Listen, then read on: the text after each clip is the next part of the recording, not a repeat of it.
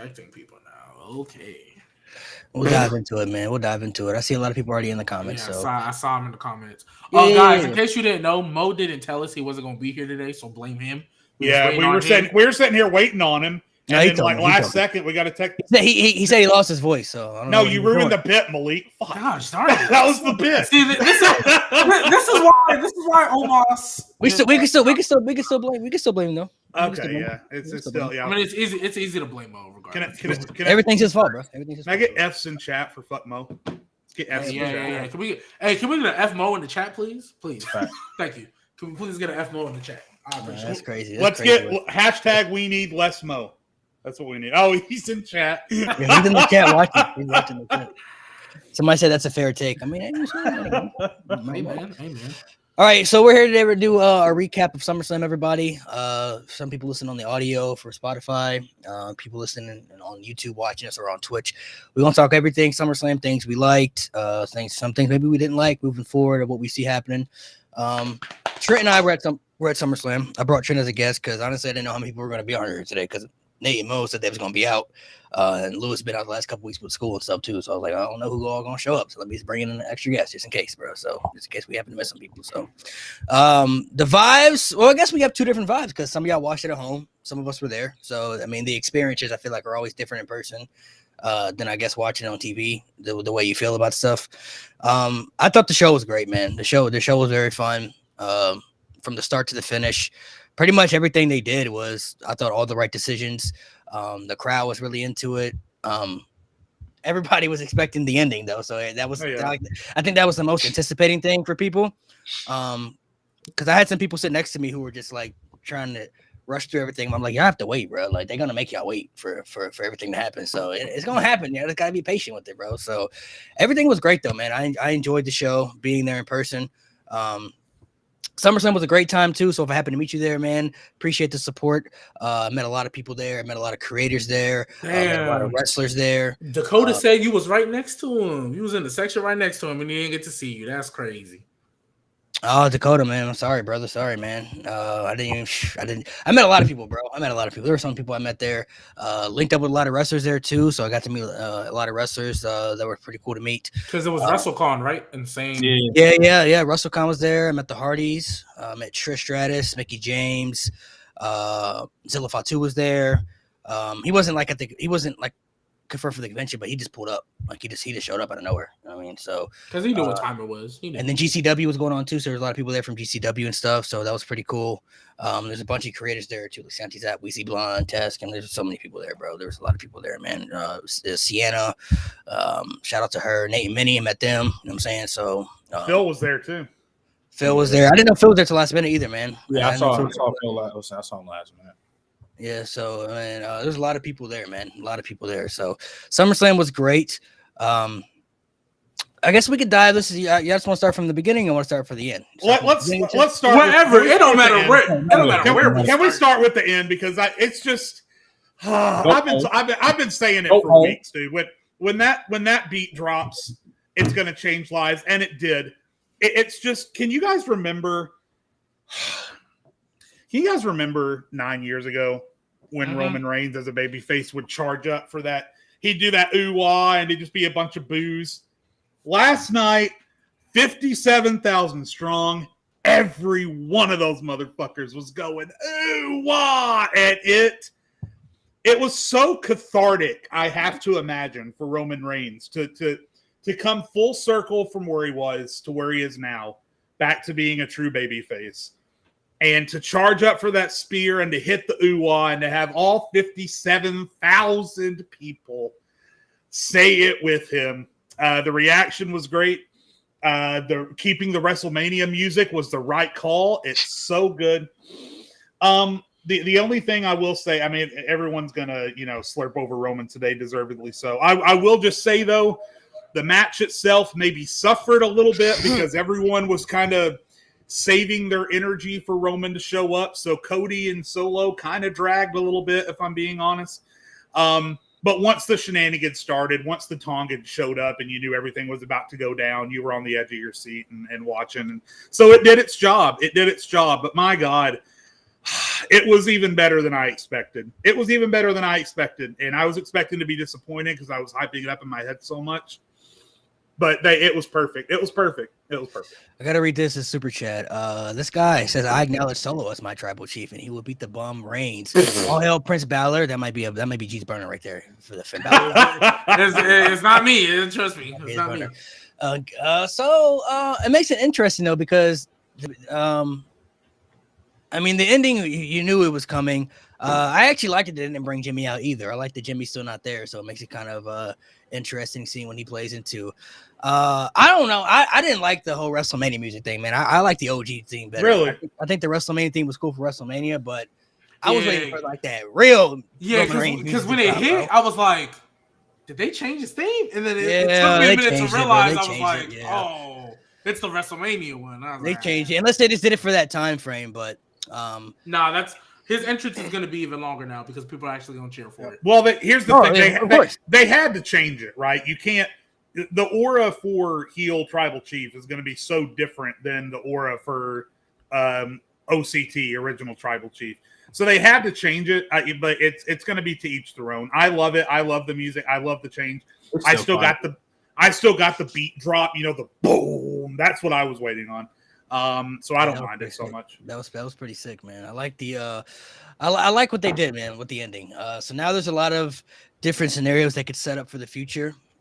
With Solo, Roman's technically a free agent too, so I mean he might show up on Raw tomorrow for all we know and just explain why he did what he did. You know what I mean? Like he can go wherever he wants to go, I guess. So they're gonna be planting little seeds, you know, from here all the way into Survivor Series. So it's gonna be fun to watch.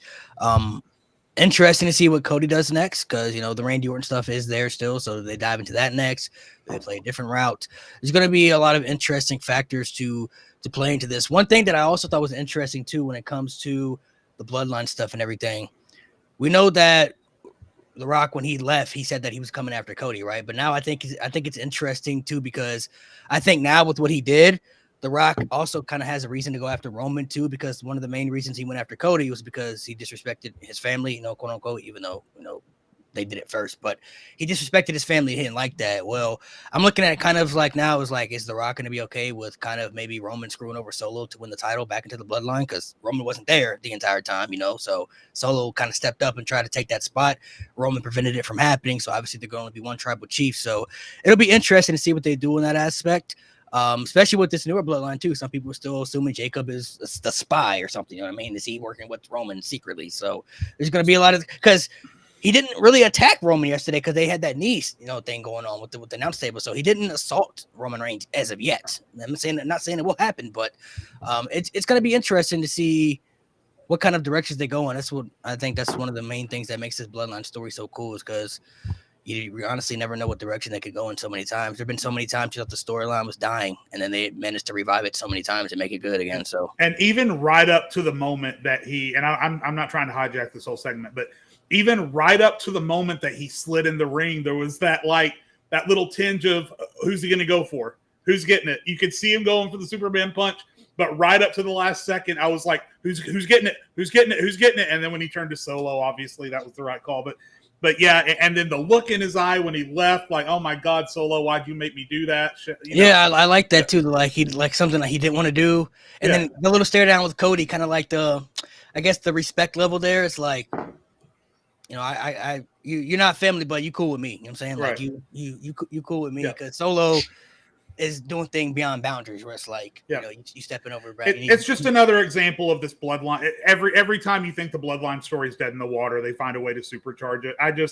It's amazing. It's the bloodline story is one of the craziest things I have seen in wrestling in my entire life, with how consistently good it is, with all of the little story elements they continuously throw in, with how every time you think that it's done and done with, they introduce another aspect to keep it going. It's insane. It's insane. Yeah, it's never ending, bro. They keep adding layers to it too, and they all got kids. So I mean, it's they all got kids. It's a never ending process.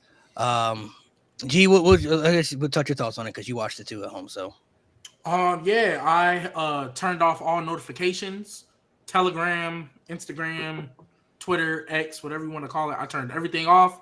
I ignored all of you and I waited to watch it in the morning so I wouldn't get spoiled. And when I finally did watch it, yeah, kind of like you said, I think we was all waiting to get to the end. You know, it's a Cody match and Solo. One thing I will say, Solo was doing a really good job making this feel like a Roman Reigns match. The slow pace, it's bloodline rules. We know he did a lot more talking too. He did a lot more talking. And he did. If you notice in between the match, he did a lot of posing and stuff. Like he did a lot of things Roman does. He's literally a copy and paste, bro. Yeah, he's been doing that a lot. So when I was watching, I was like, okay, we getting somewhere. I mean, we know the boys gonna come out eventually. So let's get to that. But Solo, my favorite part of Solo is when he lost. He was on the ground throwing a temper tantrum. He's freaking out. Yeah, that was my favorite part because I feel like now we about to kind of how Jacob Fatu has that crazed look and all that. I feel like we about to see that out of Solo now. Like in a perfect world for me, how I want SmackDown to end is all four of them dudes going crazy on Roman and put him through a table, and I want to see Solo oh, you took this from me and kind of crashing out, basically. That's what I want to see. Yeah. Because I think Solo's about to we about to see the character work from Solo now. And that's what I've kind of been waiting on. So I'm excited for the aftermath of this. Tribal Chief back, a great moment, great pop, the hoo-wah, all that. Do y'all know that right after his return, in 2 hours, he made the company over $1 million? Oh, yeah. In profits and revenue. Easily, bro. Yeah. Yeah, but just think about that. They made $1 million in 2 hours. Roman Reigns off of some Roman Reigns replica title belts. Roman Reigns is now. That's why I said we've come full circle. Roman Reigns right now is what they wanted him to be 10 years ago. He's the face. He's the blank check that you just sign and hand over and say, "Here's a fucking $1 billion, WWE. Go for it." He's everything Vince wanted him to be. They're in such a good spot too with Roman and Cody because they're literally the two biggest stars in the company that they can profit off of and build around easily if they wanted to in all aspects. You know what I mean? And it's just like. And when's the last time they had two baby faces they could? And you still got CM Punk, and you still got Seth Rollins, and you still got Jey Uso. My God, LA Knight too, bro. LA Knight, man, they got LA Knight, spot, bro. Oh my God. They got a lot of top baby faces right now, man. A lot of top baby faces, a lot of good heels too, but they got a lot of top baby faces right now too, man. It's going to be interesting to see what they move forward because just to say that Roman Reigns in 2024 as a baby face is something that we all want is crazy, bro. It's insane. It's insane compared to what we got when he was wearing the vest still and he was the big dog and stuff like that. Like to say that as a babyface, potentially maybe even better than what he did as a heel. Honestly, it's gonna be something to watch. Well, bro. now people are like, "Hey, you gave us the title run, you gave us the character, you gave us the story. It's great." I was one of those because people. Now that I'm happy that he back, everybody like, "Oh, look at these fake Roman fans." No. I've always been a Roman fan. I was a Roman fan during the dark days. I just know I just believe stories, all of them have to come to an end. And I think if he would have won this year, you would have been dragging it, right? Yeah. So that's all I feel. So not to mention he's gonna be better off without the championship, bro. Like this whole bloodline storyline can thrive so much without a title, and I think that's what they're set out to prove. Baby, you know what that sound like? Top five. If he do better than this, bro, without the belt, yeah, bro. I'm not gonna lie. But low-key, he already kind of pushing that part. I'm not gonna hold you. If we discount Hulk Hogan, because I know a lot of us don't rank him, I'm not gonna lie. You got your Cena, your Taker, your Rock, your Austin. No. I'm saying this is general consensus. That's who people gonna have in there. You got HBK. Not gonna hold you. HBK too. Yeah, HBK. Roman in there. I'm not gonna lie. Roman. I'm not gonna lie. I think give him another year or so of just good stories. He can make an argument for Rock, and he can make an argument for AJ. I'll let Cena, Stone Cold, and Taker. Why can't you make an argument for Rock right now? Hey, people, they're not gonna like that. He's already in my top 10 all time. He entered top 10 all time last WrestleMania when he beat Cody, and he's top 10 all time. Yeah. I think for me, I have to see how the babyface thing does because the big dog run, it wasn't bad to his fault because it was due to the booking that they were surrounding him in, but I want to see how the babyface run goes because the heel run was still great and I really enjoyed it. But I want to see how the babyface run goes. Malik, how many Honestly, I'm not worried about the baby. Malik, how many bad years do you think the big dog has? Because we were just talking about this yesterday. How many bad? Because two. I think two. 2018 and 2019 were his worst years for sure. 2015 he was still kind of it was tedious because like. But I think after Mania he was fine.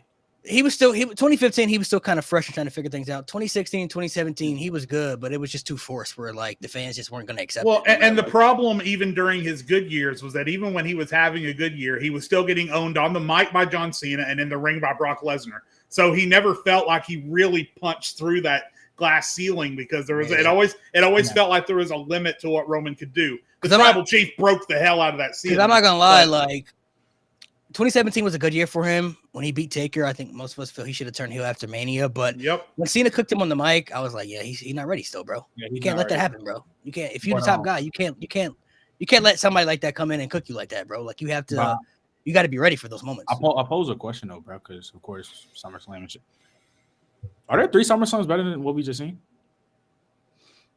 I think this was a really good SummerSlam, man. This is up there. This is up there for me, man. Because what I said, honestly, because I know a lot of people who always talk about 97. Am I gonna sit here and act like I went back and watched it? No, but I know a lot of people always talk about that one, and then they talk about 02 because 02 was the Triple H HBK. Brock Rock still just 02's up there. Respectfully clears. 02 still. Yeah. I'm not saying it don't. I'm not saying it don't. I'm just saying after them two. 05. I'm not like they didn't. You said what? 05 is better. 05 is better. 05 is better. 05. Yeah. I like 2013. I think is a decent one. I personally really like 2019. I'm not saying it's better, but 2019 was also a good SummerSlam. But you could make an argument for this year being a top 5. This is up there for me. Is this fair to say it's top 5? I think you can make an argument for top 5. I'm not going to trip if you say it's top. The reason why I like the SummerSlam so much, I don't care how much I personally enjoy it. I prefer the right decisions to be made. The fact that the right decisions were made helped me enjoy the show as great as it already was. They didn't miss. I'm not gonna lie. Like on top of that, the show is great. But me, when I go into shows, I just want the right choices to be made. That's it. But the show is great. You know what I'm saying? And when you look at it, because usually in all the great pay-per-views, there's always that one match where you go look at it like, that stunk up the joint. Probably shouldn't have made that decision, but it might not take away from the whole show. Yeah. This was the first pay-per-view, I would say, under the Triple H regime, where every match, it didn't stink up the joint, but every match was the right decision. And it was at least solid to good. Because unfortunately, you had a couple bathroom breaks on both nights of Mania. And sadly, everybody's favorite Jey Uso and his brother stunk up the joint. That was whatever you want to call it, was a bad match. So it is what it is, right? But Mania 40, I think, is still the best pay-per-view of the year. If you take out that because it is a Mania, I'm not gonna lie, I don't think there's a pay-per-view better than SummerSlam right now. I'm not gonna hold you. I think SummerSlam is that. If you ignore WrestleMania, because WrestleMania is a whole different deal, I think SummerSlam's pay-per-view of the year. Unless you want to compare it with like NXT's. I personally have. What was? I personally got Backlash. Logistics. I think the crowd makes Backlash look special too, man. I was about to say the crowd. I'm not disagreeing with it, but they was OD. Like that camera shaking and stuff like that. I think SummerSlam is up there for me because they made all the right decisions. There wasn't a match that stunk up the joint to me. Being there in person too, everybody was enjoying their time. Everybody was into everything. So they had big moments. You had everything. You had moments that you'll forever go back and look at. You know what I mean? Like when it comes to the people turning on each other or the Roman Reigns comeback, the championship wins. I enjoyed SummerSlam differently than y'all because for months on this podcast, on other podcasts, I've said a take numerous times and doubled down, tripled down, quadrupled down, and I said Gunther utterly disrespectfully and wipes his ass with Will Ospreay. Last night kind of proved me right. Am I right? No, I agree with you. I've always agreed with you. Is there anybody who lays claim to the best professional wrestler on planet Earth right now than Gunther? No, I'm just trying to 100%. tell y'all. Y'all gotta listen to me, bro. Gunther's he's numero uno right now, man. Y'all better start paying attention. Hey, and since we on the topic of Gunther, he numero uno in the world, and he got the numero uno. He got the numero uno title on Raw. Thanks to a certain prince look. I sent it in the chat. For all y'all that was on me, y'all disrespected. What y'all call him, Finn Balor? He's still Finn Balor. Hey, listen. He's still Finn Balor. No. Last night don't change that. No. Because I'm gonna tell you why. This is just a start. Because y'all thought Finn Balor forgot. Y'all thought Finn Balor forgot when Damian Priest cost him that world title last year, SummerSlam. Y'all thought Finn Balor forgot when Damian Priest came up there grabbing him by the beard, making him like a bitch. Y'all thought we forgot. We was just buying our time. We had that little run with the tag titles, Grand Slam Finn. Why not add to your accolades? But no. We knew we didn't forget. We didn't forget in France when he was grabbing the beard. We didn't forget when he was shoving them all over the locker room. We didn't forget none of that. So wait. Now hold up, James, because I'm letting you know now. I got the vision. Hey, Lewis, unfortunately I didn't watch a lot, so I couldn't fantasy book for you in real time. But I'm telling y'all right now. I don't care how it happens. I don't care what we got to move around. Because after this feud, Finn Balor got somewhere he needs to go. Hey, I don't care if it's the Undisputed. I don't care if it's the world. Oh, my goodness. Finn Balor is going to be a world champion by the time we get to, well, maybe not by 2025, but in 2025. We'll let Gunther have his little run. We'll let CM Punk have his little main event. And then Finn Balor coming with that thing. Do you see Finn as a Rumble favorite now? Hell no. Well, CM Punk. CM Punk is still there. Hey, but look, Lewis. Here's my only thing. How soon do they do Cody and Randy? Because if they get that out the way before Mania, amen. That's all I'm saying. If they get that out the way before, I feel like the Rumble winner's going after the world title. I think Cody and Randy, Cody gonna get violated by Randy, bro. That's what I said. When they had that promo, I said I think it's gonna be Cody Randy at Mania. I think they're gonna low-key. I think so, yeah. But hey man. Let me pause.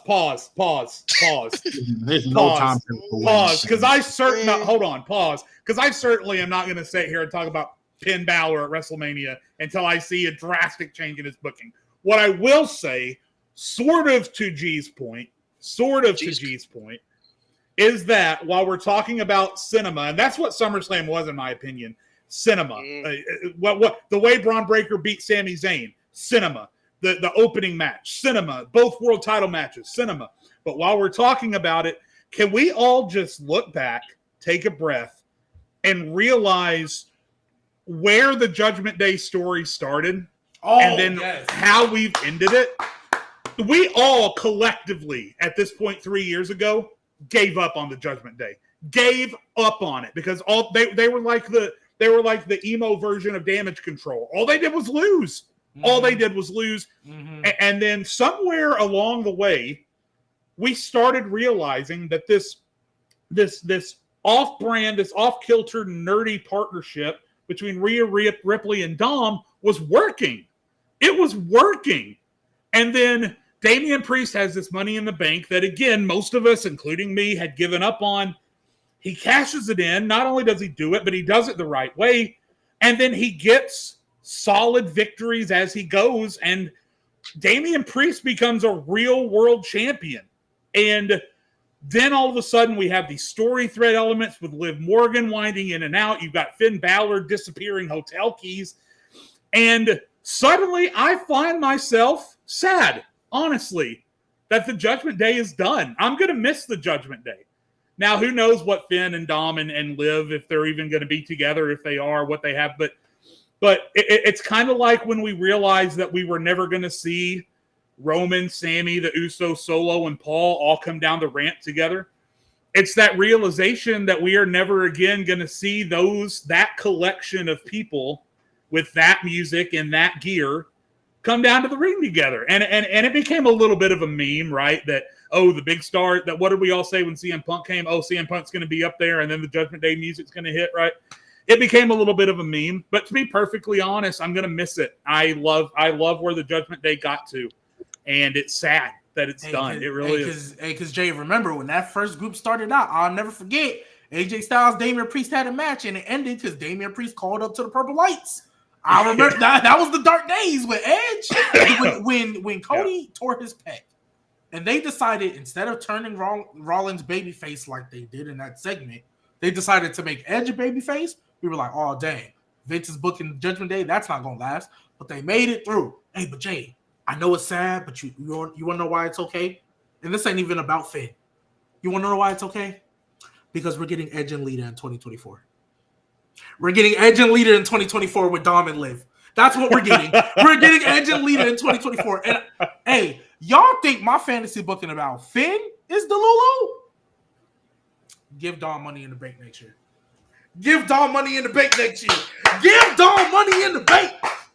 Give Dom money in the bank. I ain't mad at that. Because now that Braun Breaker is the champion, I can't see Dom winning the mid card title. So give him money in the bank next year. Give him money in the bank. I mean, Chelsea and Dom money in the bank. Let's go. Chelsea and Dom.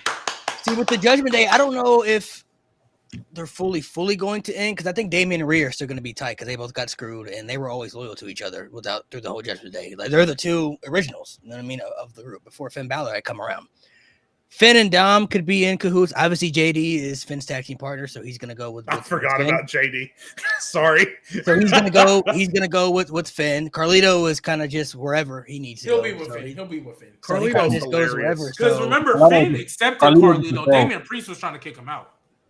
So I mean, yeah, sure. Carlito can go with the with Finn and stuff. So it's gonna be very good and interesting to see because I think most people, even though the Roman Reigns return was big, but just being in the crowd, the thing that people loved the most was the Liv and Dom stuff. Like people were like, bro, in the crowd, like, bro, I hope he turns on Rhea, bro. Like they wanted to see it because that's the more interesting story. Liv and Dom is just more interesting than Rhea and Dom at this point. Like Rhea and Dom ran its course and it was good, but the Liv and Dom stuff, there's new layers to that. You know what I mean? There's different layers to that aspect. And it goes with what everything Liv Morgan was saying. She's trying to complete this revenge tour. She took the title. Dom was the last outlet. And we all saw for months, even though Dom was trying to hide it, but he was feeling Liv, bro. He was feeling it. And he didn't want to really accept it until it came down for him to have to choose. He had to pick eventually. And he made his choice. He's like, you know what? I like something new, man. I said this on my TikTok. A man wants what the man wants, bro. He wants what he wants, bro. He decided what he wanted. So, and I just want to give appreciation, and this is why, for even though we talk about it, can't nobody be perfect, and we have been talking about Triple H's lows past couple weeks, just making dumb decisions. I'm always going to give credit to his long-term storytelling and his ability to adapt, because I don't think Dak Prescott would have got that win if Rhea didn't get hurt. I think Rhea was going to hold this all the way till SummerSlam, and I don't think Liv was supposed to be the opponent. Because even then, remember, Liv still lost off rip for that title, right? Now, granted, she got Becky at the end of her contract, whatever. They were just kind of stat padding Becky. Yeah. But nevertheless, I think Liv would have won at SummerSlam. I think she wouldn't have been the champion. I don't know. I think Dom would have turned at SummerSlam, and I think Liv would have won. That would have been that would have been the official turn right there. I'm not saying you're wrong, but I'm saying I don't Lewis know. Putting on Finn Balor, gotta represent Puerto Rican brothers. Yes, sir. Lewis got a fellow Puerto Rican in the chat. It's okay. Go ahead. But no, I was just gonna say when Finn Balor win, y'all don't want to see me. That's all. Hold on. When Finn Balor win in Bad Blood, y'all don't want to see me. What is he winning? He's winning nothing. He's winning a feud. Yeah, he's winning nothing. No, Damian Priest is gonna beat him in the first. Oh yeah, Damian Priest is gonna beat the bricks off him. Yep. Logistics. Maybe logistics. It depends because it might be the mix. They might do a little mixed tag match in there too. So I think Finn has to win the first match to set the feud. He has to.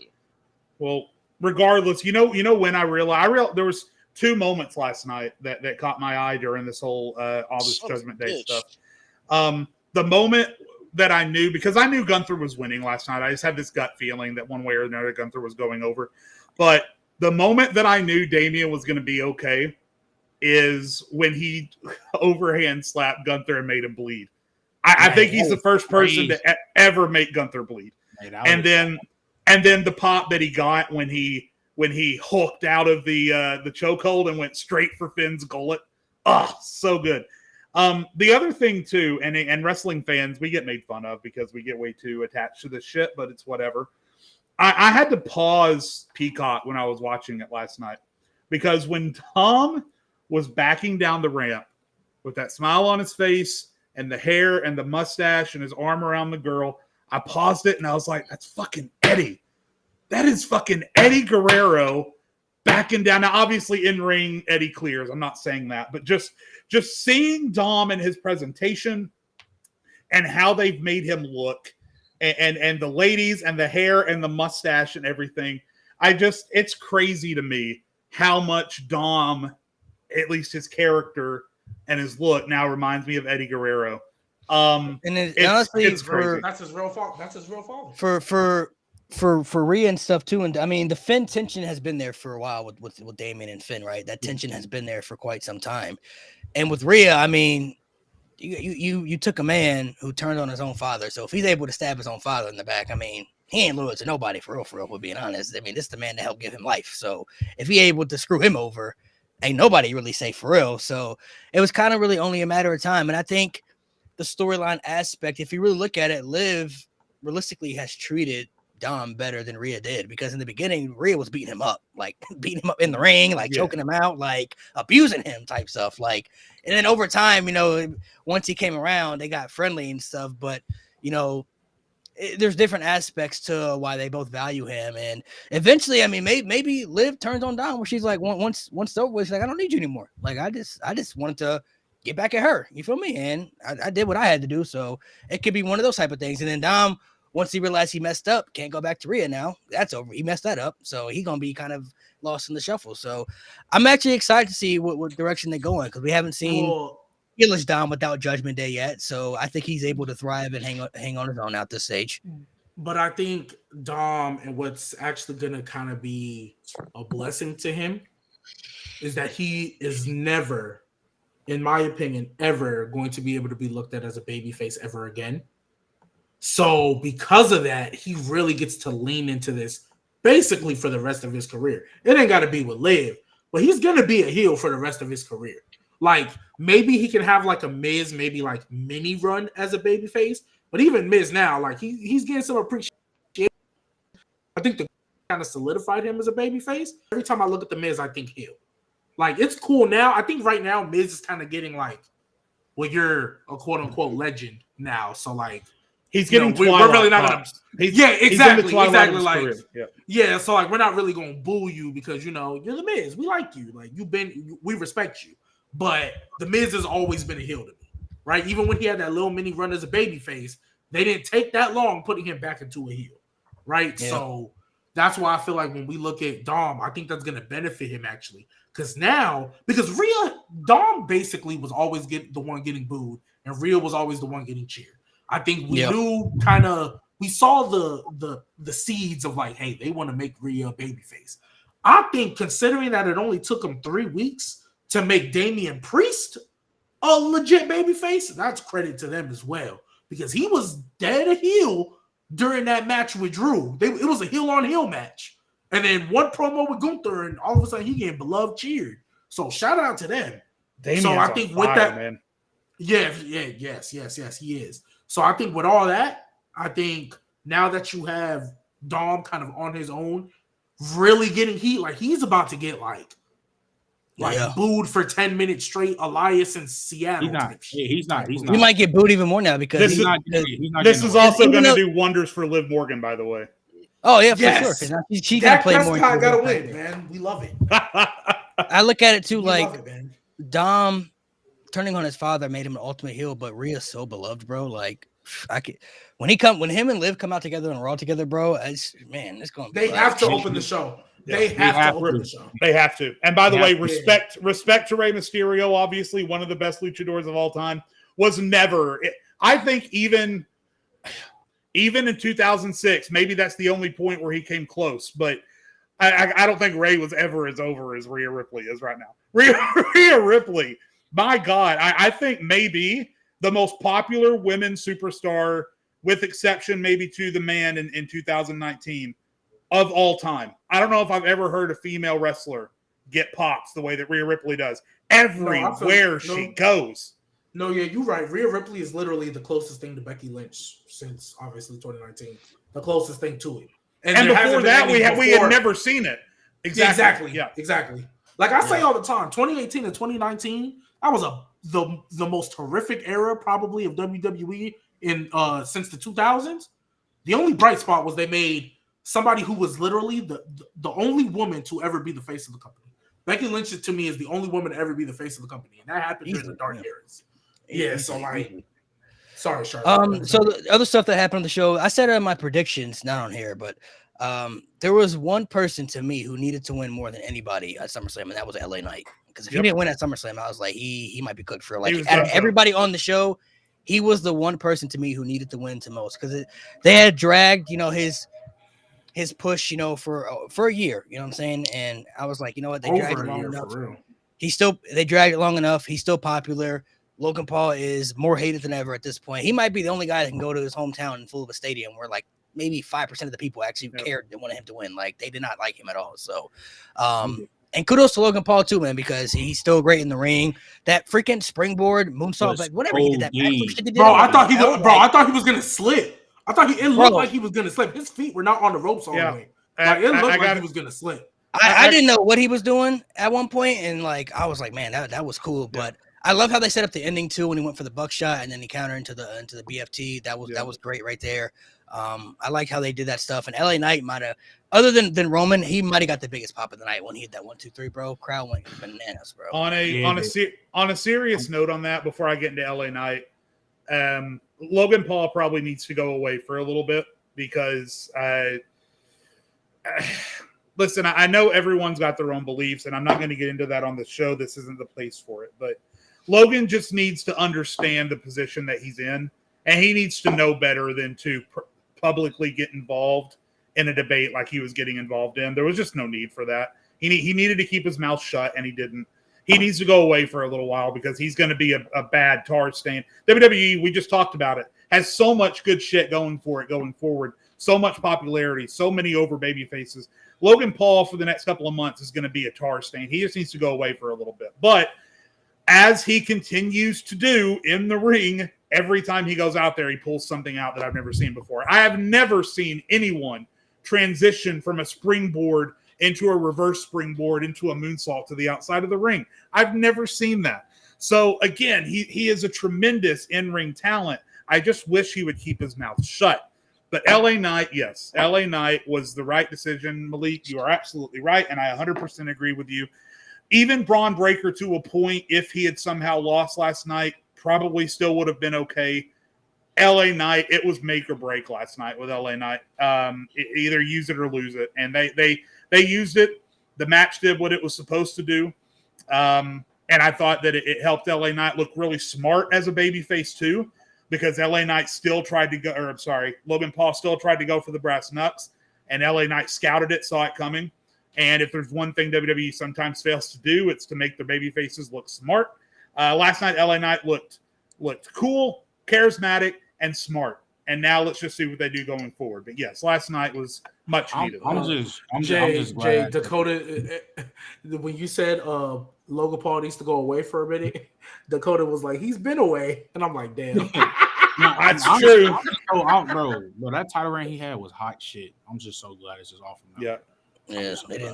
Remember when y'all really, really, really wanted him to be the one to take y'all. No, you was part of it too. Y'all, that was still a good decision. They didn't do. Yeah, it was a good. His title reign. It should have been Santos, in my opinion. Hindsight, I know hindsight 2020, but it should have been Santos to take it off of him as a heel. His title reign served the purpose of what WWE really hindsight wanted to do. Like I don't think he was ever supposed to be a champion that we liked. It was more for publicity for the company and what he can do with the championship to bring it everywhere and stuff like that. Because I'm not gonna lie, they make those business. Prime.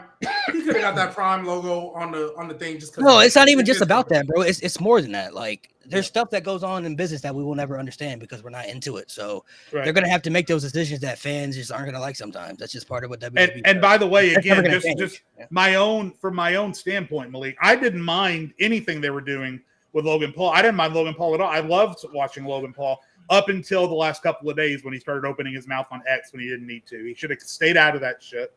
No one needed to hear it from him. He can have his beliefs, but he needed to read the room a little bit. Made very obvious by the fact that post was then deleted. So WWE obviously said, hey, Logan, come on, man. We got this big show coming up. You're a primary focus on it. We can't have people talking about this shit. Just please delete that. And he did. So he obviously was feeling the heat from WWE. But all the way up until that happened, I was enjoying everything about Logan Paul. I didn't even mind so much that he was away because we had Cody Rhodes there. So I didn't really mind it so much. But yeah, anyway, regardless, LA Knight was the right decision.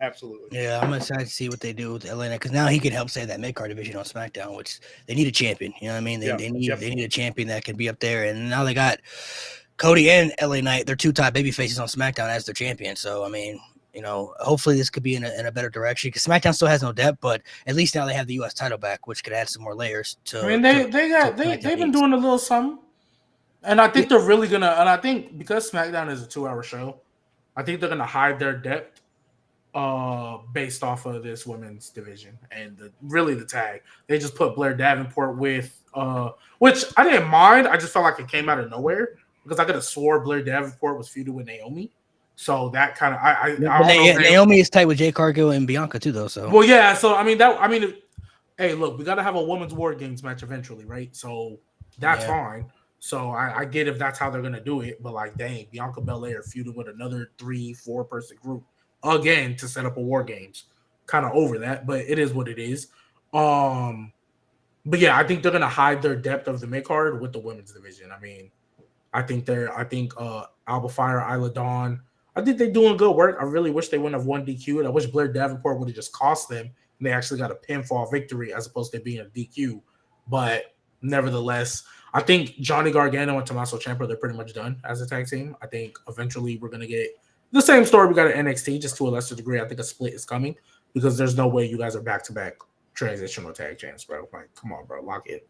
So I think SmackDown is going to be in a much better space, especially now that Cody can kind of go do his own thing away from the bloodline now. I think because obviously Solo and Roman with the eventual reunion of the whole group, I think Cody can now focus on his next feud, which I don't know who the hell that's going to be because they haven't built anybody up other than Solo. Who are the main event heels on SmackDown? I don't think there is. Well, right now, but they'll have to turn Randy Orton. I mean, besides the bloodline, nobody else right now. So they're gonna have to turn some people. Dang, SmackDown don't even have a main event heel. Like, that's tough. Lewis, you know, for the last 2 years, I've been saying Gunther is the best wrestler in the world. So it wasn't you who just believed him. I think the best wrestler in the world is going to be subjective to what people see, because I mean, everybody's gonna like different things. So Gunther's definitely in that conversation, though. I mean, I don't. Going back to the Gunther situation, I'm genuinely surprised. Some people are surprised that he actually won. I'm like, bro, if y'all have been paying attention for years, bro, everybody, you know, has their guys, right? When Vince was in charge, he had Hulk Hogan, he had The Rock, Brock Lesnar, you know, Cena, Roman Reigns, like people who were his guys. So he either wanted to make the face of his company or people he knew who wanted to centerpiece around his top guys to build the company around, right? So he knew he had his guys. But realistically, like Gunther, bro, like Gunther is a Triple H guy, bro. That has been clear since NXT. And if you watched NXT UK, you would have known that, bro. Like Gunther is a clear-cut Triple H guy that he's been fully invested into for years, bro. And he wants to make Gunther a top star. He wants to solidify him as a top guy. So Gunther is going to be a main event star in the era for some years to come, bro. That seed has been planted for some years. And buckle in, by the way, because he's not losing that title until at least Mania. I think he goes. We always talk about how. Well, I don't know because we keep talking about how stubborn Triple H is. We'll see if No, CM Punk is still his plan. But no, I'm just saying we'll see. Gunther gonna smack him. I mean, No, I know you hope for that. Jade. I'm not saying it wouldn't be crazy. Gunther doesn't lose that belt until he becomes the longest reigning heavyweight champion. That's what's gonna happen. I mean, that's been his niche. He's the longest reigning UK champion. He's the longest reigning IC champion. He's gonna be the longest reigning heavyweight champion. I'm assuming the longest reigning is Seth. How long did he hold it for?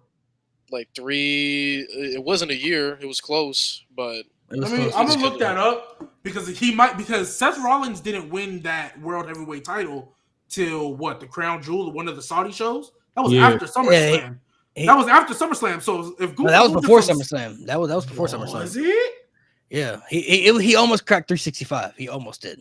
Oh yeah, because then he defended at SummerSlam. Yeah. Against Finn. It was against Finn. You're right. Yeah.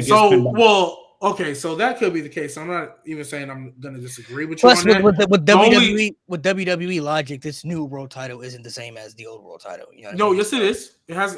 Oh, well, yes and no, because they said it was going to have the same history.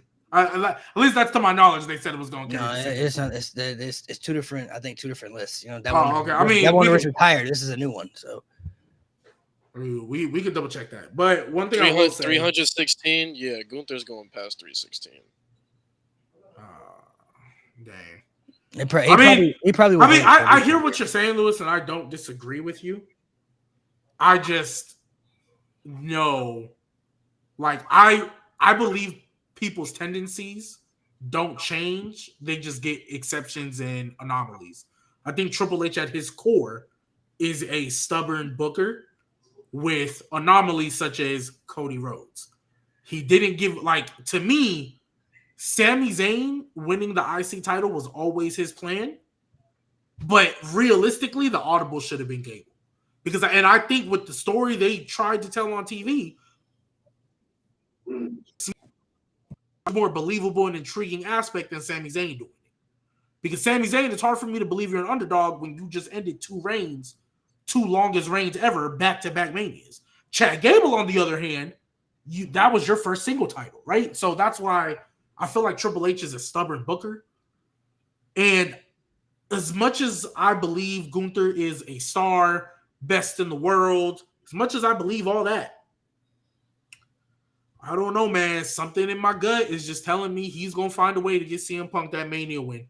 I don't know, because he was going to get it last year. Drew, I'm glad you got your moment and all that, but that was supposed to be Punk. CM Punk didn't get the win last night. He didn't, but he's going to win the feud. He's going to win the triple threat. I think CM Punk is winning the triple threat match at Bad Blood. I don't think the WrestleMania match changes with Punk. I still think it's him and Seth. I don't think. Which doesn't need a title, by the way, and even could main event without the title. That match could even main event without the title. Because realistically, I think. What I think they're going to try to do, I think the Mania match, if he's still the world champion by WrestleMania, I think it's going to be Lesnar. And that's the match he has to be Lesnar. Oh no! That's gonna be the world title match right there, because he's gonna need a big opponent to face. And if you have Gunther versus, if you have Seth versus Punk, that doesn't really need a title. You could run Drew, but they've already done that. You know what I'm saying, for the IC title. And Lesnar versus Gunther has been the match people have been waiting for too. So then let me ask y'all a question. And Lesnar versus Gunther, by the way, is an awesome opener. Like, if you one open with Lesnar versus Gunther, that'd be sick. That is a great opener. So let me ask y'all a question, right? And I feel like I've asked this same iteration of question before, but I'm going to do it now. So we are in the beginning of August. We are 4 days into August. Do y'all think that they can tail this CM Punk Seth Rollins feud all the way till Mania? Yes, easily. With Drew McIntyre still involved, yeah, absolutely. With Drew still in it, yep. Yeah, they can do it. Drew and CM Punk dragged it out with Seth barely being there. Now that Seth is and Punk wasn't even wrestling. Here, but that's the thing, though. I think it can stretch out. Well, that's why I feel like they was able to stretch it out. If CM Punk had been cleared earlier, I don't think they would have been able to go 3-4 months without a match. But we all knew CM Punk was hurt. I don't think Punk is consistently wrestling. Yeah, exactly. I'm with Lou. I don't think when they signed Punk, and listen, I don't expect him to be a TV guy. I don't. Yeah, no. I think Punk, all he was ever going to, because even before he got hurt, remember, it was always 2 weeks ahead of time. Oh, CM Punk's coming back to address the universe. I don't think CM Punk was ever going to be a week-to-week wrestler. So I think, in my opinion, even if he hadn't gotten hurt, I think they're probably telling a variation of the same story. And Punk just... My only thing is, I don't think he would have been like an every week wrestling guy, but I think he would have been there every week because if he doesn't get hurt, I think he's the world champion. So you ain't got to wrestle every week, but you'd at least be. They went like months with CM Punk not even being on the show, like not even no promos, no nothing. Well, I won't say months. That's dragging it. They went like weeks, and I think because he was hurt, I think you can do that. I think the main event of Bad Blood is the triple threat Hell in a Cell match. That's what I think the main event of Bad Blood is. So I think I'm not saying they. I'm not. I think they are. I think they are. I think. Me personally, I think that's why Seth Rollins came back. Because remember, his back. I think his back is still fucked up. His knee might be fine, but I think his back is still fucked up. I think Bad Blood, Hell in a Cell. It might be a triple threat. Hold on. Wait, G. I think it's. Well, either way, I think they're main eventing. Either way, I think whatever. There's no way Cody doesn't main event. Bad Blood. G, there's no way Cody doesn't main event his hometown, bro. What are you talking about? He's from Georgia. Ain't he from Georgia?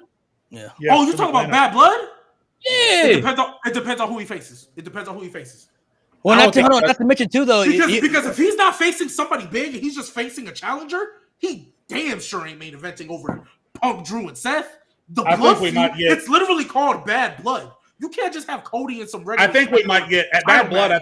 There's another few you might talk about. It depends though. They could do Roman and Solo at Bad Blood too. That's fine because it's Roman Reigns. That's what that just goes to the point more. Cody don't have to main event that show. He don't have to main event it. No, I'm not saying he doesn't have to main event, but I'm saying if it's a good enough opponent, he's going to main event over the triple threat. I don't know because this is literally bad. And in all fairness, he's the champion too. And also he is the champion, but blood. This is literally this is the first Bad Blood. This is the first blood. I'm not saying I disagree with you, but Trent. So Trent, why wouldn't you main event it? I'm not saying this logic is wrong. Look, why wouldn't you main event it with a blood feud? This is the first Bad Blood pay per view since when? Come on, 90 something or 2000, whatever, or 2000, whatever it was. I'm not gonna lie. Cody's not just gonna be facing just regular schmegular on this Bad Blood. It just depends. Let me say what I was gonna say. Let me say what I was gonna say because this changes this whole conversation. We're all sitting here assuming that it's gonna be, Cody has to defend his title. What if we're dealing with Cody and Roman versus Solo and Jacob Fatu? If that's the match, that's the main event. Yeah, that's the match. That's the main event. And so Jay, Trent, to y'all's point, if Cody, that's why I said I feel like if Cody's teaming with Roman, that's the main event. But just for me, just the way obviously we won't know till we get to SmackDown because I think the first SmackDown after a pay-per-view is like the best show to tell us what road we're going to next, right? So if that comes out, that comes to be the case, we end up seeing Roman and Cody team with each other, that's fine, right? I'm cool with that. I think y'all got it wrong. I don't think Cody and Roman are going to be connected to each other, Jade. I don't see that. What I see is Jacob and Solo, and I see Roman and Jimmy. Jimmy embodies what Bad Blood is supposed to be because he got taken out and he's going to want to get it back in blood. And I hear y'all. So if Roman Reigns is going to be at the pay-per-view, I am not going to disagree that Roman Reigns will be the main event because it's Roman fucking Reigns. He's the biggest star. I'm never going to argue y'all that. Like, I think Roman Reigns in his whole run was not the main event like 3 times in 4 years. Like 3. And like even then, we could have argued he still could have been, right? So all I'm saying is like you wanted the Goldberg match to main event. No, not that one. If they would have had a clean finish, I wouldn't have been shocked if Roman and Seth main evented the way that story was set up. But if they would have had a clean finish. But my whole thing overall with my point, even if it's not the main event I think it is going to be. I think Bad Blood, they're bringing it back. I think this blood feud is the longest told feud that they have on TV right now. The Seth Punk and Drew is the longest told story they have. So for me, it ain't got to be Hell in a Cell, but I definitely think there's going to be a no DQ type of match between the three. whatever the case, right? So let me quickly respond to what Lewis said before it gets lost in the sauce. Because Lewis, if you were running WWE, I could jive with what you're saying as far as Cody and Roman not, because the story makes more sense. We're not talking about story if we're talking about Cody and Roman teaming up. We're talking about money. We're talking about WWE being able to run advertisements for 3 weeks in the lead up to a pay-per-view saying, watch this pay-per-view, get Peacock, Cody and Roman are tag teaming. It's just like when they sold the Royal Rumble 10 years ago or whatever it was when The Rock and John Cena teamed up, right? They didn't have it. They didn't have any business in a match with The Miz versus R-Truth, but they weren't selling it on the story with The Miz and R-Truth. They were selling by this pay-per-view John Cena and The Rock teaming together. That could play into and that I agree with your logic, Jade, 1,000%. I understand the money aspect of it, 1,000%. So what's it called? Even if that does happen and Seth and them don't main event, because I don't see how they don't have a match at Bad Blood, whatever the case.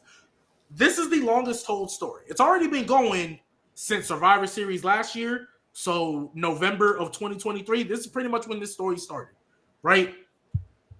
Me personally, if they have a match at Bad Blood, triple threat, solo, whatever the case, that's October 5th. So we got about 2 months to get there to the day. I personally don't know if they can have Drew, Seth, and CM Punk, all three, do something separately and then come back in whatever iteration by the time we get to Mania. I'm not saying Seth and CM Punk can't be the Mania match, and you guys are right. It doesn't need a title, and it can main event because it's been a story that's been told for so long. I do not disagree on that aspect, right? I just don't know if they can stretch it out too much longer. This ain't the Bloodline now. You know what I mean? Like, the Bloodline, there was like, bro, I don't know how they're going to stretch it out now, and they find a way. I don't know how they're going to do this because I don't see Bad Blood being the pay-per-view that isn't, like, maybe not the immediate payoff, but it's definitely going to be the triple threat. I think that's automatic. It's got to be the triple threat. Like, there's no way it's not. Because I think whatever next match Punk and Drew have, Seth is somehow going to be involved again, and Punk is going to get the win this time. You know, all that. I just don't see this Bad Blood pay-per-view happening without the triple threat. And so if they have the triple threat, I don't know how they stretch it out to Mania. I just can't see it. Unless, because War Game, like, we got Survivor Series, Rumble, unless you do a spot where CM Punk eliminates Seth or one of them eliminates the other and they pull each other out. I don't know. But I can't see. Listen, my final point on this, Gene, when you're talking about I can't foresee them stretching something out.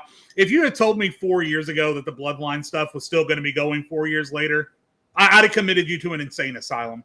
Because back then I could have never seen a story in WWE going 4 years and still being interesting.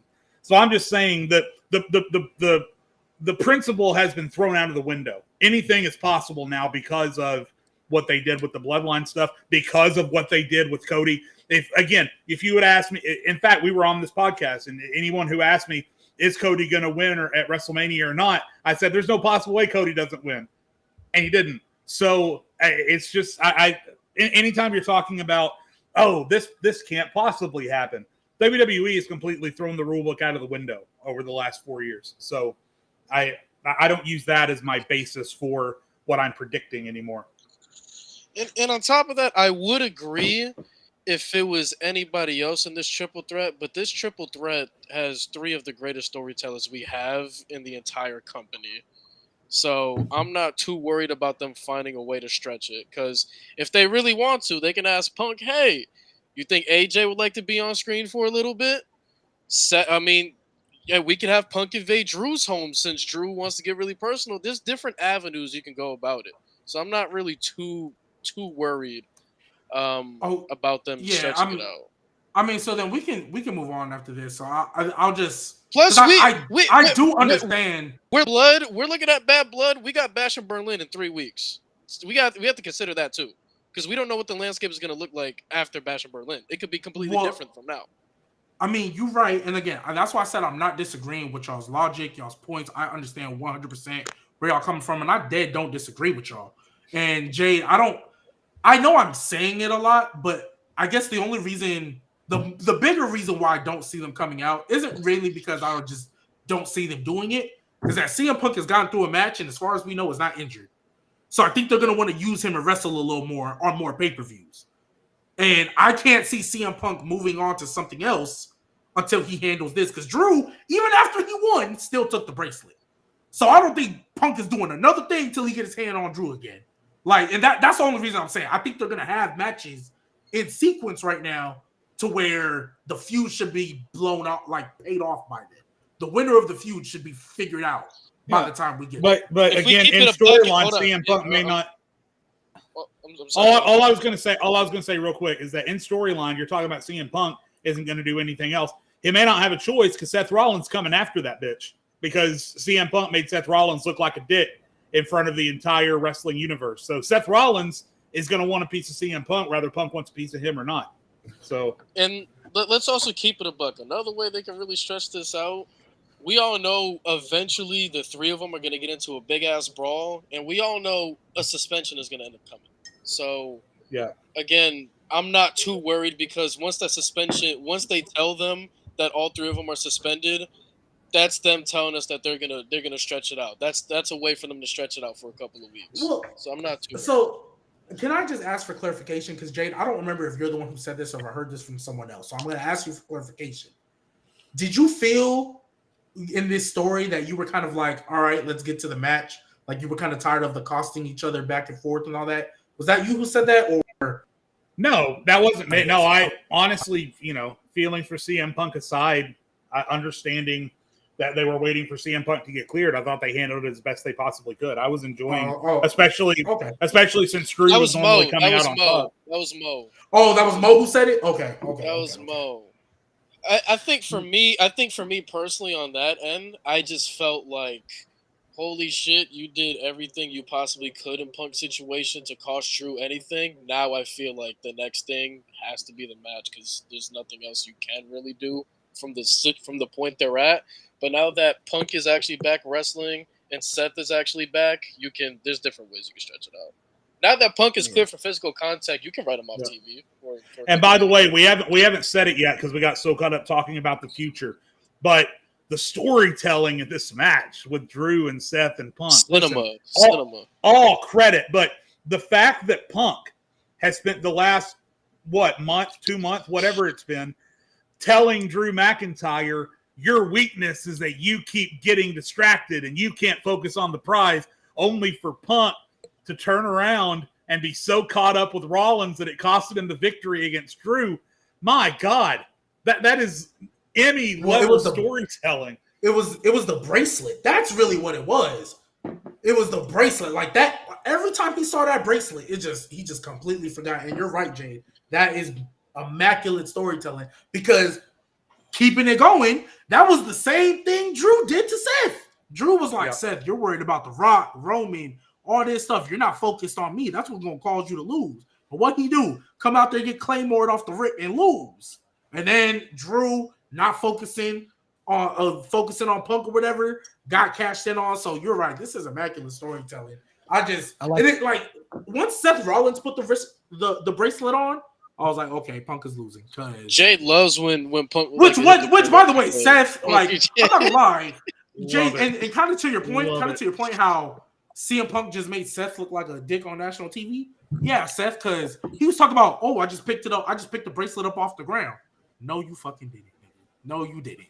You knew damn well he was gonna get distracted by that bracelet, seeing it on your hand, and you kind of got some satisfaction in that. Like, yeah, I'm not buying that one bit, Seth.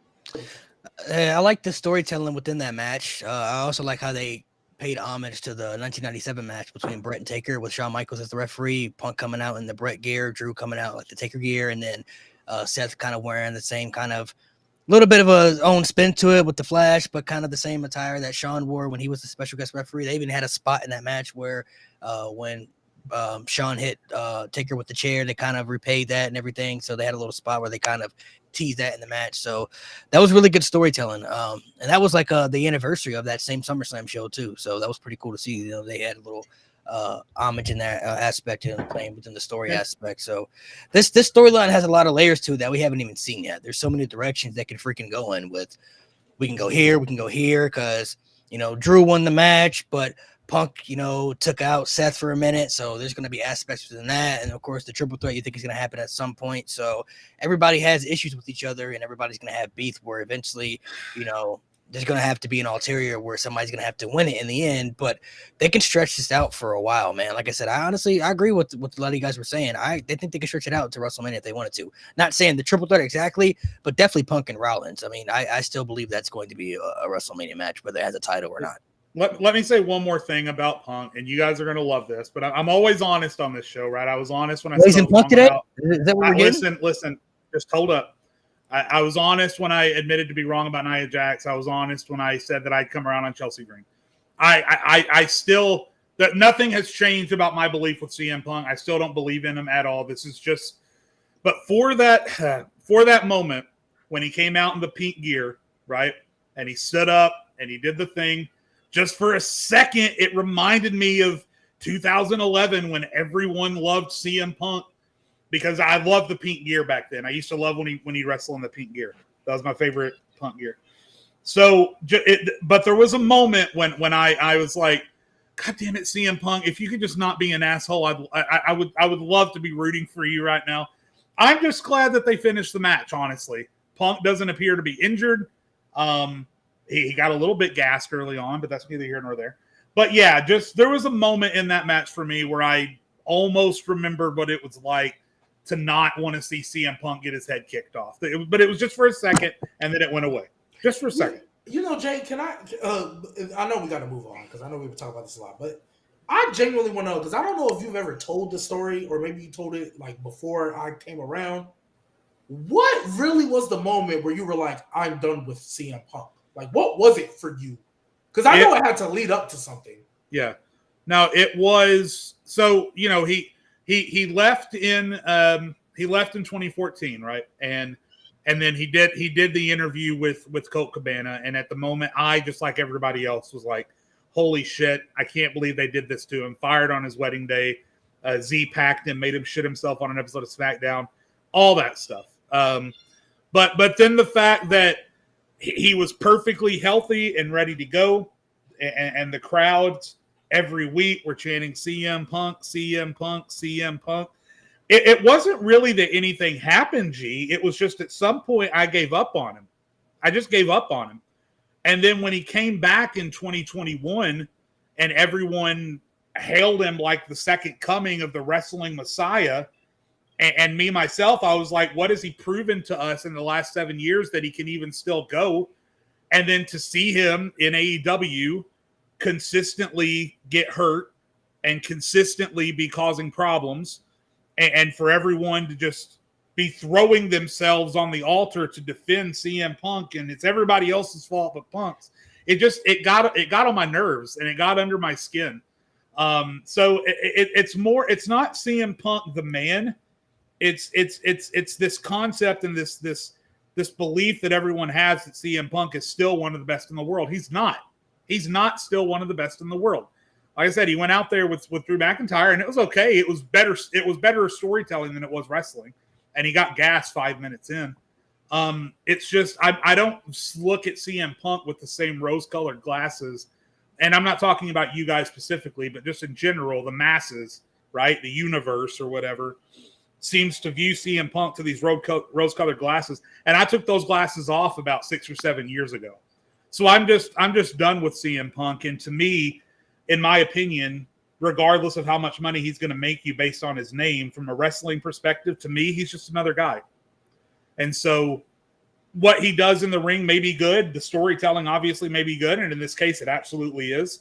But I don't look at CM Punk the same way everyone else does. So it was more so CM Punk fans acting like Cowboy fans and hyping up the Cowboys more than what they really should be.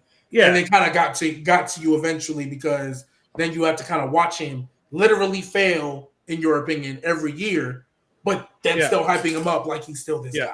And then one action that did bother me for a lot was him randomly showing up on that WWE backstage thing. Like, you're good enough to take money from WWE, but you're not good enough to give the fans what they wanted to go out there and wrestle for them. I just that. Wait! Are you talking about that little show he did with like Paige? Yeah, with Paige and I Renee, mean, well, word through the grapevine is WWE didn't want to hire him, but Fox did. That's why that kind of came into fruition. Yeah, I get your point though. I'm gonna get some of these super chats real quick. Let's see. Jacob is in a walking boot. If he's out for long, what do y'all think the pivot will be? That sucks. If it's real, that sucks. I mean, I know Malik, you was at the show, so you probably couldn't see the angle. No, we saw it. We saw it. Well, no, I'm just saying like how his leg got hurt is like literally if this is the edge of the table right here, his shin hit directly on it when he landed. So he didn't land on top of it.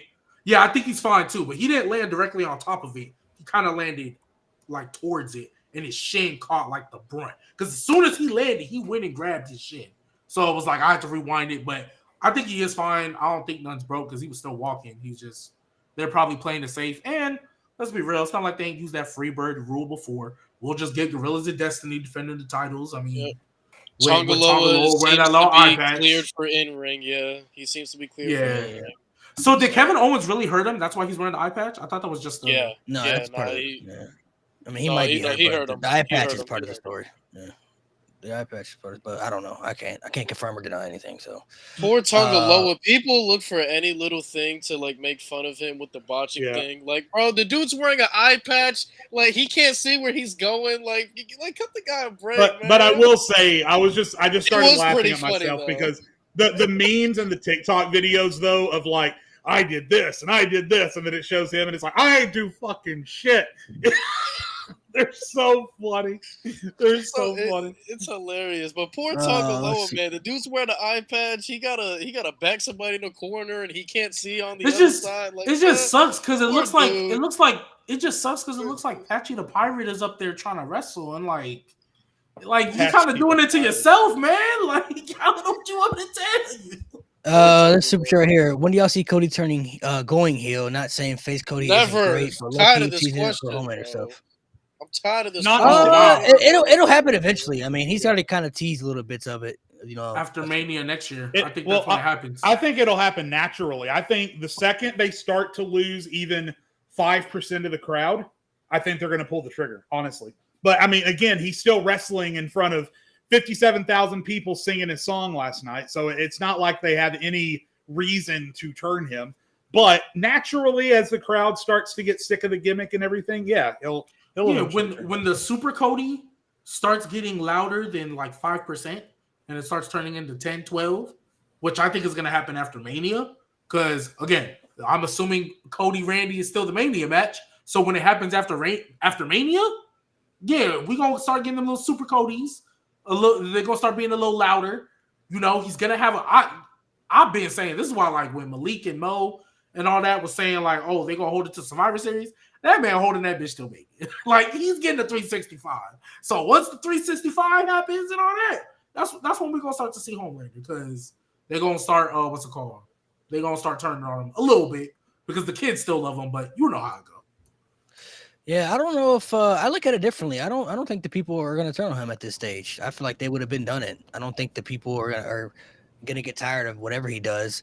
I feel like it should be one of those scenarios where he's so beloved, he just turns, like, it just crushes everybody's spirit. You know what I mean? Just like basically what people had wanted Cena to do. Even though Cena was a tweener and people had loved and hated him for so long, there were so many people who idolized him. Like, imagine being a little kid growing up and Cena just joins the Nexus and he's a part of it, or he turns heel against The Rock, or whatever they want to do, like him actually fully turning heel and people are still looking up to him. I think they're going to do that with Cody Rhodes eventually.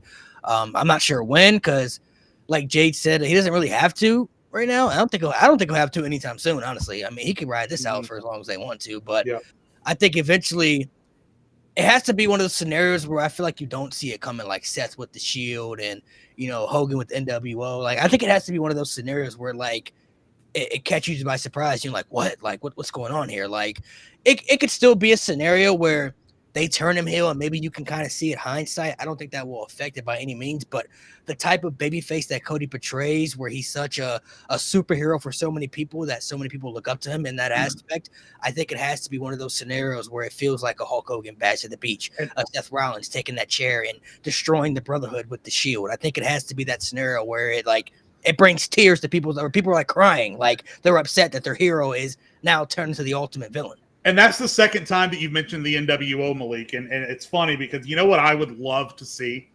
I would love to see Cody Rhodes turn heel. Again, not anytime soon, but legacy. In a faction with Ethan Page or maybe legacy. Jade Cargill. Maybe someone else comes over from AEW, like a Wardlow or somebody like that. It's an all Shawn Spears. No, he's an NXT trainer. Leave him be. Make it an all Ricky Starks AEW. That would be so good. Ricky Starks. Hey, where he at? What's the deal with him? Where he Hold at? on, wait. Hold on, wait. Every faction needs a jobber. Throw in Lexus King. Facts. He can be the Carlito. Lexus King would be cool. It could be like the AEW. It could be like the AEW guys. You know what I'm saying? It could be the AEW guys, and they could just. Hey, that first promo. We are all elite. That's crazy. This is what elite looks like. Yeah. Oh, amazing. That would be crazy, man. That'd be crazy. That'd be interesting. He need to dye his hair black though. You feel me, bro? He'll dye his hair black for sure. Yeah. He'll definitely dye his hair black. So there's a lot of aspects they could do with that. That'd be. Oh, by the way, speaking of Cody, how did we not talk about fucking Arn Anderson being there last night? What? Oh yeah, that threw me off. I was like, yeah, I saw it. I was like, oh, whoa. Bro, missed opportunity. He should have said the Glock. Thank you, Lewis.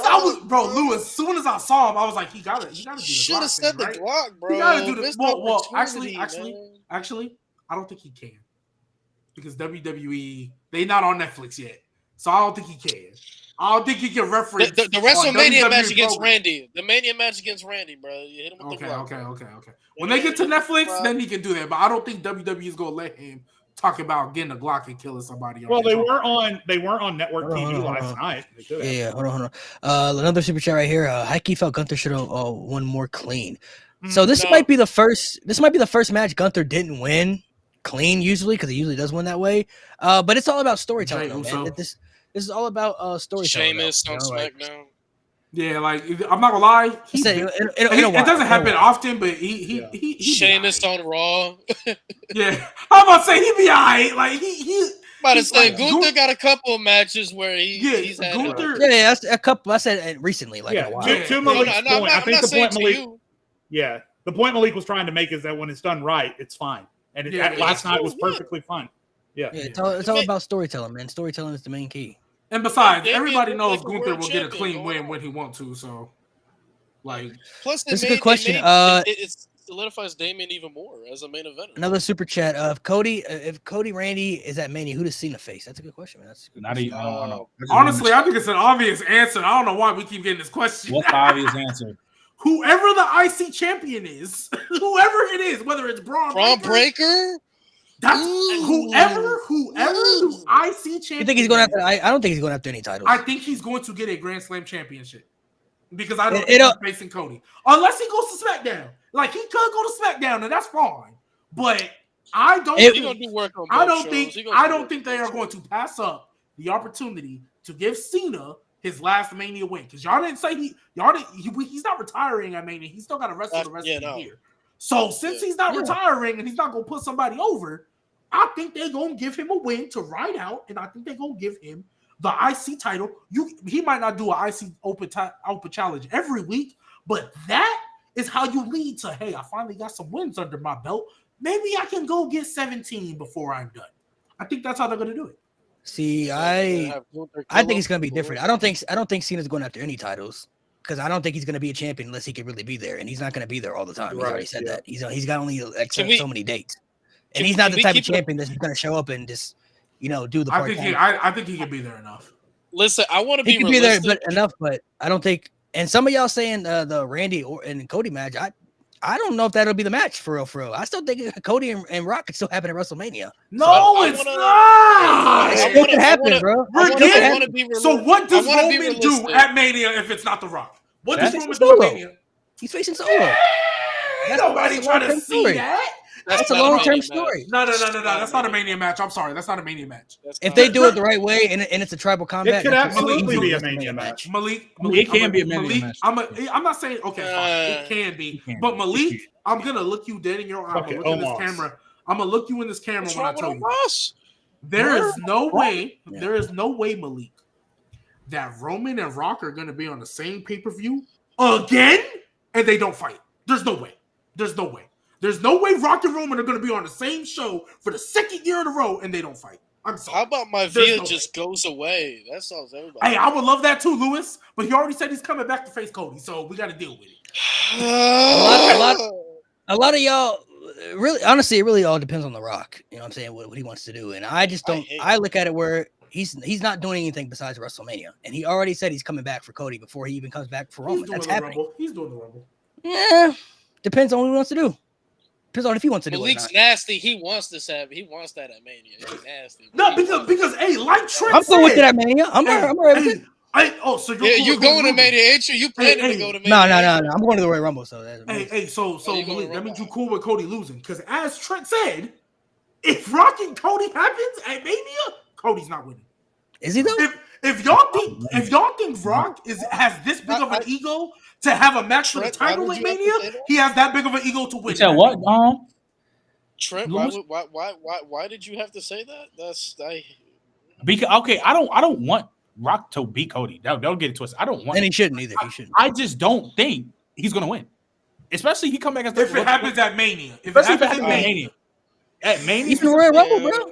I mean, even Royal Rumble. Well, actually. Okay, it's less likely. If it's Royal Rumble, it's less likely. To me, at a WrestleMania, I don't think it's less likely no matter what. With the final boss, bro, there's no way, bro. The way we've been waiting on this Rock Roman match since before COVID hit. Remember, COVID delayed Manias. Okay, you're right, James. Most of us have been waiting on this match since before COVID hit, but what happened? COVID delayed every Mania for a year. That's why we got 2 Tampa Bay ones, or a COVID one and then the Tampa Bay one. So we've been waiting on this. It was supposed to happen at Hollywood. What happened? The Rock wasn't in shape. Then we get to Philly, and then he want to come in after the Rumble and be like, "Oh, I'm gonna fight the trouble." There's no way. There is no way they're going to have Rock in because they got away with it in the tag match. That was fun. That's how you get around it. There's no way they're gonna have Rock Roman on the same Mania in the same city. Again, in Vegas, no less, which is starting to become one of the hotter cities to do shows like this. There's no way in hell in Allegiant Stadium, Rock and Roman are going to be there, and they're not going to even be in the same match, let alone in different feuds. There's no way, especially because one's going to be a heel, one's going to be Roman is a babyface now, guys. We can do it. We can do it now. It's not going to be a heel versus heel. We can do it now. Roman is a babyface. Like it's literally. See the point. It's on a silver platter. The point y'all are missing. They've had a chance to do this, but there are other layers that keep overshadowing it. They had a chance to do it a couple years ago. COVID. Okay, cool. 39 was the perfect spot. Rock wasn't there for that. Then Rock wants to come back and do it this year. Was the wrong timing. Some people want Cody and Rock over Roman and Rock at this stage now. There's different layers to it now. So that is the minority, though, Malik. And they no, it's not a minority. It's a big threat, man. It's a big threat, bro. You're not seeing social media, bro. It's a big threat, bro. No. There is no way you're telling me, Malik. There's no way you're telling me that more people want Cody Rock as opposed to Roman. I'm not saying more people, but they're genuinely. I don't think it would be a lot of people upset if they do Cody and Roman at WrestleMania. That's something a lot of people would be. That's something they already said was going to happen. People are still upset Roman and my VA ain't happened this year, bro. like 20%. Yeah, like Roman. It ain't 20%, dog. It's a big population. So there's a big population, but there are more people that would have Cody and Roman. So okay, so they could. Malik, do you think it's with you? Malik, do you think it's like 50-50, 60, like 40? Like, how do you think it's the skill? Bro, I'm not gonna be surprised. Some of y'all are gonna be salty if they do Cody versus Roman. I just want to say that because I'm not gonna be surprised if they do Rock versus Cody at WrestleMania. I'm not gonna be surprised if they do Roman versus Rock at WrestleMania. I think it could go either way. But that's on the table. And some people are expecting it. I'm not some saying people I'm are going to be expecting. surprised. No, some people are expecting it to just to happen before that match because that's just like this year. Rock gonna come back and face Roman at Elimination Chamber and all this stuff, bro. I don't think Rock is doing anything unless it has WrestleMania on it. If it ain't WrestleMania, I don't see him doing it. But what if it's a situation where we get Rock versus Cody at Rumble? Just keep with me. Which I would be fine with. Okay, and then somehow Roman's involved in that, and that leads to Rock versus Roman and Mania, and then we get both, and then Cody's free to defend against whoever wins the Rumble. That's how I. And that would be great. That's literally That would how be I great, fantasy but I book think it. it's more of what people fantasy book and what they want versus reality and what that could happen. Reality. I'm not saying because we know who the Rock is. I'm not saying I'd be surprised at anything. Rock beat CM Punk at the Rumble. You know what I mean? Like I get it, but and he has that type of power too because if it wasn't for that fan change and what the people wanted to, I genuinely think they would have did Rock and Roman this year. So they've already told you. So Malik, so they've already told you, even with the Rock and who he is, hey, if we get some fan outrage, right, we're willing to adapt, right? They have already established the baseline. We are going to choose storyline over, because on paper, Rock and Roman are a bigger match easily than Cody and Roman. And they've already chosen, hey, even though this is a bigger money match, let's go with the stories we've been telling on TV over that, right? Now, I know Rock has a story with Cody, and they're going to have a championship match. I understand that. Here's the thing. So I've already mentioned that I don't think they're going to have Rock and Roman in two separate different matches on this show again because the Rock ain't getting any younger. He wasn't bad in the tag match they had. He seemed like he was a little bit up there in endurance, but he's not getting any younger. They don't have a lot of time to do this match anymore. And Roman, even though, he's obviously still a safe and stuff, he on the twilight of his career too. There's not too much stuff Roman's going to do either. There's no way, in my opinion, he can do. Exactly. So, even though we wouldn't be surprised if they did do, you think it's a now or never situation. Exactly. I think it's a now or never for Rock and Roman. Yeah. And even though I wouldn't be surprised, it would be wrong. I think like, for example, there was a lot of people who still wanted Rock and Roman, but what was the fan outrage at the shows? What was the fan outrage on Twitter when they chose Cody over Rock, basically? Even though a lot of people still wanted to see Rock and Roman, they didn't want to do it at the expense of Cody, right? I think in this situation, I think a lot of people are going to be upset if they go a different route for Mania specifically. I think Cody and Rock should happen at the Rumble because they're trying to treat these big fours like big fours again. Survivor Series got the War Games. SummerSlam is about to get a 2-night. WrestleMania is what it is, and Royal Rumble is the road to WrestleMania. So they're trying to treat these big fours like big fours again. I don't think it gets any bigger than a Cody Rock match at the Rumble because let's be real, we've talked about the depth on SmackDown. We've talked about how they don't even have a big bad heel anymore because Solo is about to be dealing with Roman now. Who else is Cody gonna face? Y'all can say Randy Orton, but let's be real. That factor also plays into WrestleMania because if they do Cena versus Orton, you do Roman versus Rock. Who's there for Cody left? Who's left for Cody? I think it's Cody and Orton, though. That's what I think. But you talk about the fan perspective, though. What would the fans want more? Cena versus Orton one last time, or Cody versus Orton at WrestleMania? I think they're gonna pick Cena versus Orton. This is the last time it can happen. You're right. They would pick that if it doesn't mean we get Rock Cody. If the alternative is Rock Cody, they're gonna pick Cena. They're gonna pick Orton Cody. Can I just throw out a name? Let me just throw out a name while we're on the subject because I love this conversation. Let me just throw out a name because we're talking about who's going to be there for Cody. There is a 2-time WrestleMania main eventer right there on SmackDown that is heavily involved in Cody Rhodes' story and has been known to turn on his friends before. Trent, yes, Kevin Owens. I'm with Kevin Owens. What do we think about Cody versus Owens? WrestleMania though? That's a WrestleMania match. He's a 2-time WrestleMania match. That's a WrestleMania match. It was Owens versus Stone Cold. Owens and Sammy ended the longest reigning tag. But if they had come back, hold on. You can't come back to me now after he's done all of that and say, is that a Mania match? That's a Mania main event. But with the options that they have, with the better options they have, though, Kevin Owens like the alternative because they do Rock versus Kevin Roman, Owens is a phenomenal and he can send it to alternative Orton. if you turn him heel. Kevin Owens is Yes. I think Owens could be a KO menace. hasn't been. I think Kevin Owens hasn't been heel for a long time, but like the moment he turns heel, he gon' remind people who the fuck he is. If the Rock, Roman, and Randy are all tied up for Mania, and you need an established Mania main eventer, because that's what Kevin Owens is now.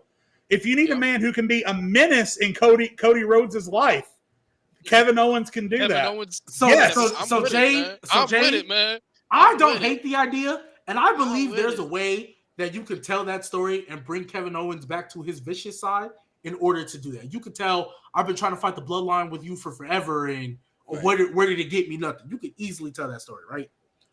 And I'm not about to try to violate Kevin Owens because I rock with dude. I think it's been too long since he held a title. So I'd be happy with him winning. But you know what that feels like to me when you say it? And I really don't want it to feel this way. But it feels like, oh, everybody else was kind of busy, so sure, Kevin Owens not feeling. That's what it feels like when you say it. Wait, no. I don't want it to be that way, but that's what it sounds like. No. Hear me out on this thing though. But that could kind of also be a good thing because that's how Drew McIntyre got inserted with fucking Seth Rollins at WrestleMania. And you're right. That's why I believe this happened. We kind of have to do it, and it turned out to be great. Kevin Owens, he's that kind of guy where you give him a little bit of something, he can turn that shit great. You know what I'm saying? So, I guess I would just need to see when he turns heel because I just think you need him to get built. Blueprint. I think that's the thing though, G. And again, I love it. I want this to happen now. But that's the thing. When it happens, right? When it happens, Kevin Owens has to beat Cody Rhodes bloody, drag his corpse out to ringside where his family sits, hold his face in front of his family, and beat the shit out of him. He needs to kidnap his dog. He needs to whip him with a belt. Kevin Owens needs to be a menace. And if he does that, yes, Cody versus Kevin, I will repeat, a 2-time previously established Mania main eventer is absolutely, and maybe you can't put it on, if you got Roman versus Cody or Cena versus Orton, one of those matches got a main event, but it can open, it can main event night one. Jay, does this mean we got apron powerbomb KO? Does this mean we get apron powerbomb KO, Cody? Yes! Hey, I love that idea. I'm with that. I'm not gonna lie, Jay. The way you broke it down, I could definitely get with that. I would not be mad. I'm getting behind that all day. Wait. There's one more thing I didn't even think about. Royal Rumble winner Finn Balor. Royal Rumble winner Finn Balor. No. I mean, Malik said no. I can't stand y'all because y'all will be willing. I would much rather take Kevin Owens and Cody for Finn Balor. Absolutely not. Are we not trying to see Finn Balor? I don't know why you talk about that when Kevin Owens gets pinned all the time too. Last time Kevin Owens feels more of a main eventer than Finn Balor has in the last 5 years. Cook. I mean, sure.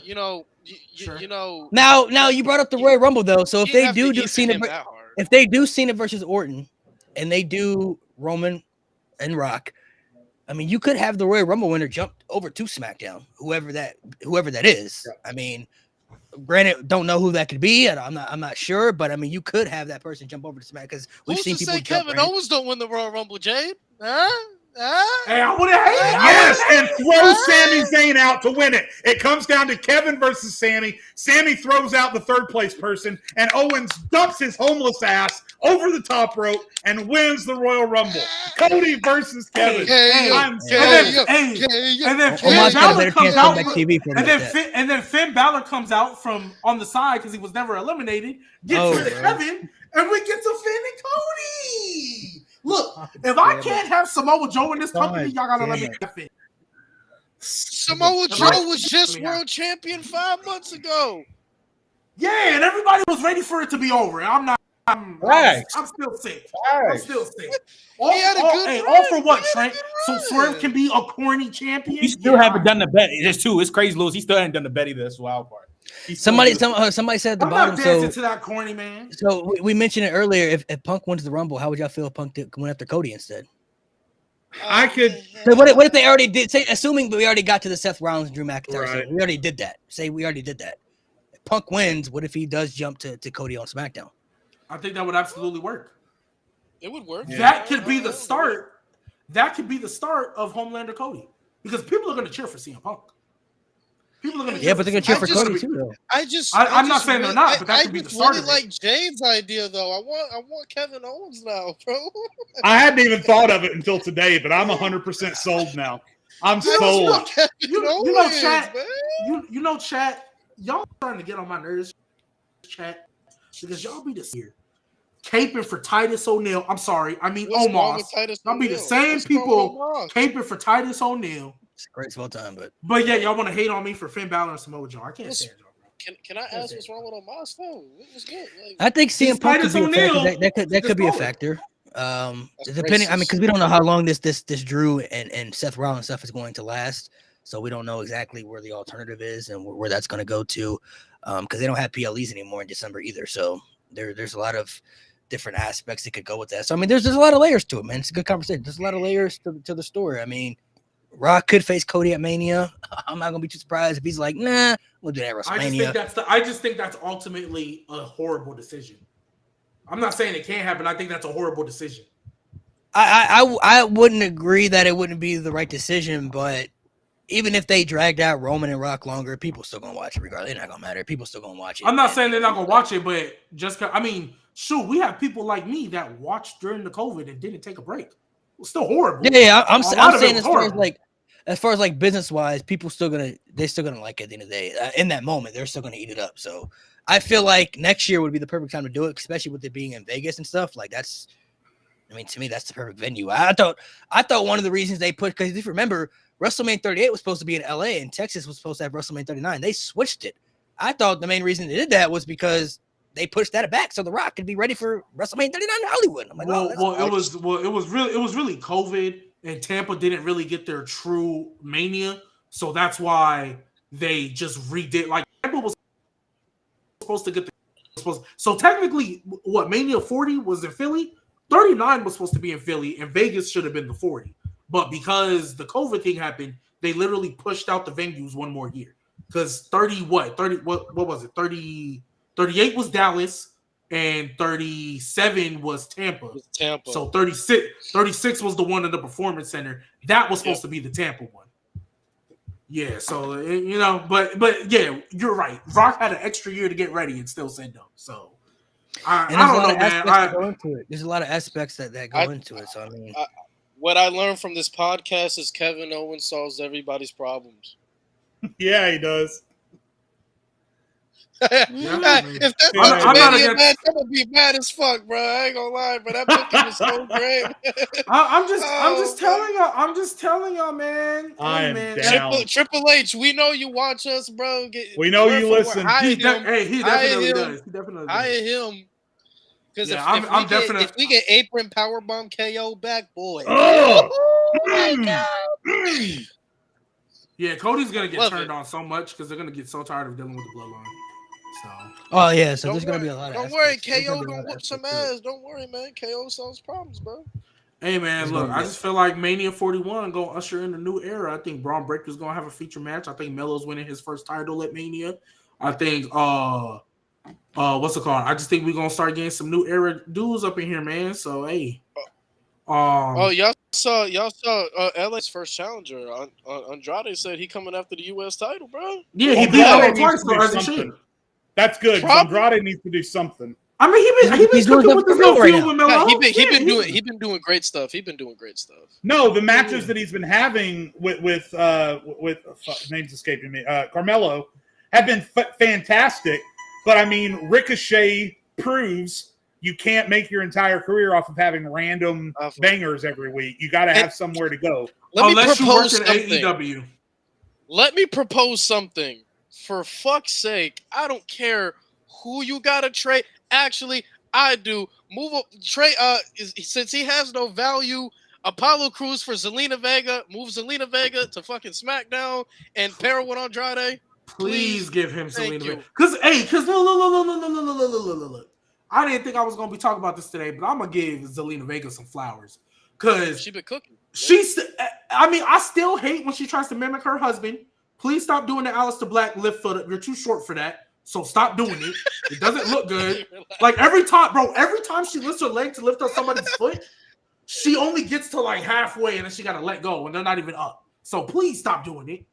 But I think noticeably, like for me personally, noticeably her promo skills, like she's still saying the same stuff, but they've just naturally gotten better. She is a lot more clean. She gets to her promos quicker on her off-script stuff, like the little one-liners she'll say. She's been much better. She's been torching the new faction with Baszler and all them, and she's been hilarious. I think she's figured out how to work a mic as a babyface because we always knew she could work the mic as a heel. She always had that, but I think she figured it out how to work as a babyface. Yeah, so cool. Can we just disband LWO? Half of the members are hurt. Yeah, we need to get rid of LWO. Like, please, why? Well, go ahead. No. Cruz del Toro and Joaquin Wilde, ain't seen them in forever. They need to be in the tag division consistently. Dragon Lee is still hurt. Dragon Lee is still hurt, right? Ain't seen him in a minute. I don't know. He ain't been on TV in months. I think he's hurt, yeah.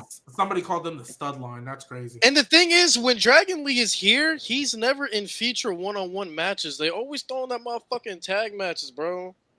With his only feature feud was with Santos, and he got smacked twice actually. So yeah, bro, like just disband LWO. Look, I think we're gonna get for the final time. I think we're gonna get Dom and Ray at Mania 41, so that Dom can get the final decisive win. There's no point to LWO anymore. Zelina Vega, Liv Morgan, y'all had y'all feud. That's cool. That's done. There's no point to LWO anymore. It was fine while it lasted. Actually, it wasn't. It was trash the entire time. But hey, we got a Carlito return and a Dragon Lee call up out of it. Cool. If you would have told me Carlito would be the best thing coming out of LWO, I would have said. Oh my god, bro! Yeah. Carlito, at least Carlito's been funny as shit. I was. Oh my gosh! I know this is very much side note. I just figured out who Gunther's first match is going to be at Bash of Berlin. Ilya? No, Braun Strowman. Braun Strowman is going to be the first match. Big meaty man slapping meat, boy. I love that. And then we're gonna get, and then we're eventually going to get a Bronson rematch. We're eventually going to get a Bronson rematch. And then we'll probably get Ilya on like a show on Raw. Survivor Series. No, I don't think it's going to be a pay-per-view. I think they're going to give him a show. Ilya need to beat Braun. That's a perfect bad blood match, you know. They'd have to start telling that story tomorrow. I feel like Bash of Berlin. I don't know. I feel like because Priest, I feel like he's going to be conflicted because obviously he wants revenge on Finn, but I think he's also still going to want his title back too. You know what I mean? So there's still going to be some. I don't think he's just going to forget about the world title like he didn't lose it. Like let's forget about that. You know what I mean? So. There could be some, and Finn may want. You talk about Finn won the championship. He may want to go after it too at this point too. You know, I mean, part of the reason he turned on. You think there's a? Do you see a scenario? Damn, Bash and Berlin is so close. They could do a triple threat. Possibility they do triple threat. Yeah, I was about to ask. Triple threat. Yeah, they could do a triple threat, bro. Honestly, because they all have beef now. So, well, honestly, the only reason why I don't know if they'll do that is because I don't know if they want either one of them taking the pin before we get to their first match. That's the only reason I don't know because somebody got to take the pin. That's not Balor can get pinned, bro. He gets pinned all the time. I mean, I can tell you. No. We're in a different era of Finn now. We're in a different. I can give you someone who's not. I can give you someone who's not doing anything right now and could easily take a pin. Sheamus. Come on. Sheamus is Bronson Reed right now, ain't he? Who cares? No, he's feuding with Pete Dunne. Stop that. Come on, man. Pete Dunne too. Actually, and Pete Dunne has history with both of them. So triple threat. I think Pete Dunne, Ilya, Sheamus can get a main event, but I think like them dudes, I think that's a perfect Raw main event that can go 30 minutes to end the show. I think that's a perfect match for them. I don't see that. Why are you downgrading everybody today? What do you mean? I've been upgrading people. I'm trying to upgrade Finn Balor. You know what James been saying all show? James been saying all show that's a B+ player right there. Kevin Owens, that's a B+. Nah, not Kevin. That's a B+ player.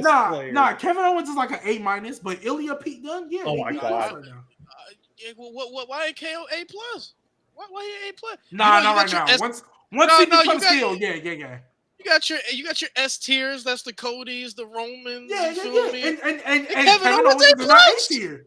Nah, Yeah, he's in the A tier. He's in the A tier. He's in the A tier. Why he not A+, man? Because to me, I think Kevin Owens is always. I think Kevin Owens, even though he's a great babyface, he's always better as a heel. And so, for sure. And honestly, he's been doing the same thing since COVID. Now, I'm gonna fight every day to lose to the bloodline. Like he's been doing the same thing. S tier. Gunther S tier, chat. Remember that. Gunther S tier. No cap. I think they do Gunther versus Priest versus Balor at Bash in Berlin because they all talk to me nice, Malik. Talk to me in nice. that aspect story, and then that could lead to branching off of them going to their own feud, and then they could do their Gunther can kind of because Gunther's got a lot of open challengers. Let's keep it up. The triple threat been built. The triple threat been built. The triple threat been built. There's so many ways they could go about it. Like Finn, where Damien can say, "I only lost to Gunther because of Finn," and then Finn can tell Gunther, "Well, I mean, you wouldn't be world champion if it wasn't for me, so I deserve to get a shot." But then Gunther could just be like, "I just whipped both y'all asses, so I mean, I don't." It ain't gonna be nothing to me. You know what's the only thing that would have made SummerSlam better? And again, I'm glad Gunther won because if he didn't, the decision they made would have been pointless. But you know what would have made Money in the Bank so much better? I mean, SummerSlam so much better? If Finn Balor was Money in the Bank. If Finn Balor was here we go. Money in the Bank. Like, let's just say Priest just survives a war. Like, I'm talking roll-up pin. Gunther can get away with that. And so Priest is like survives a war. Finn Balor right there. Boom! Clothesline. That drop cash kick in the corner. Coup de grace. Oh my god, bro. Oh my that god. That's the only thing that would have made it nasty.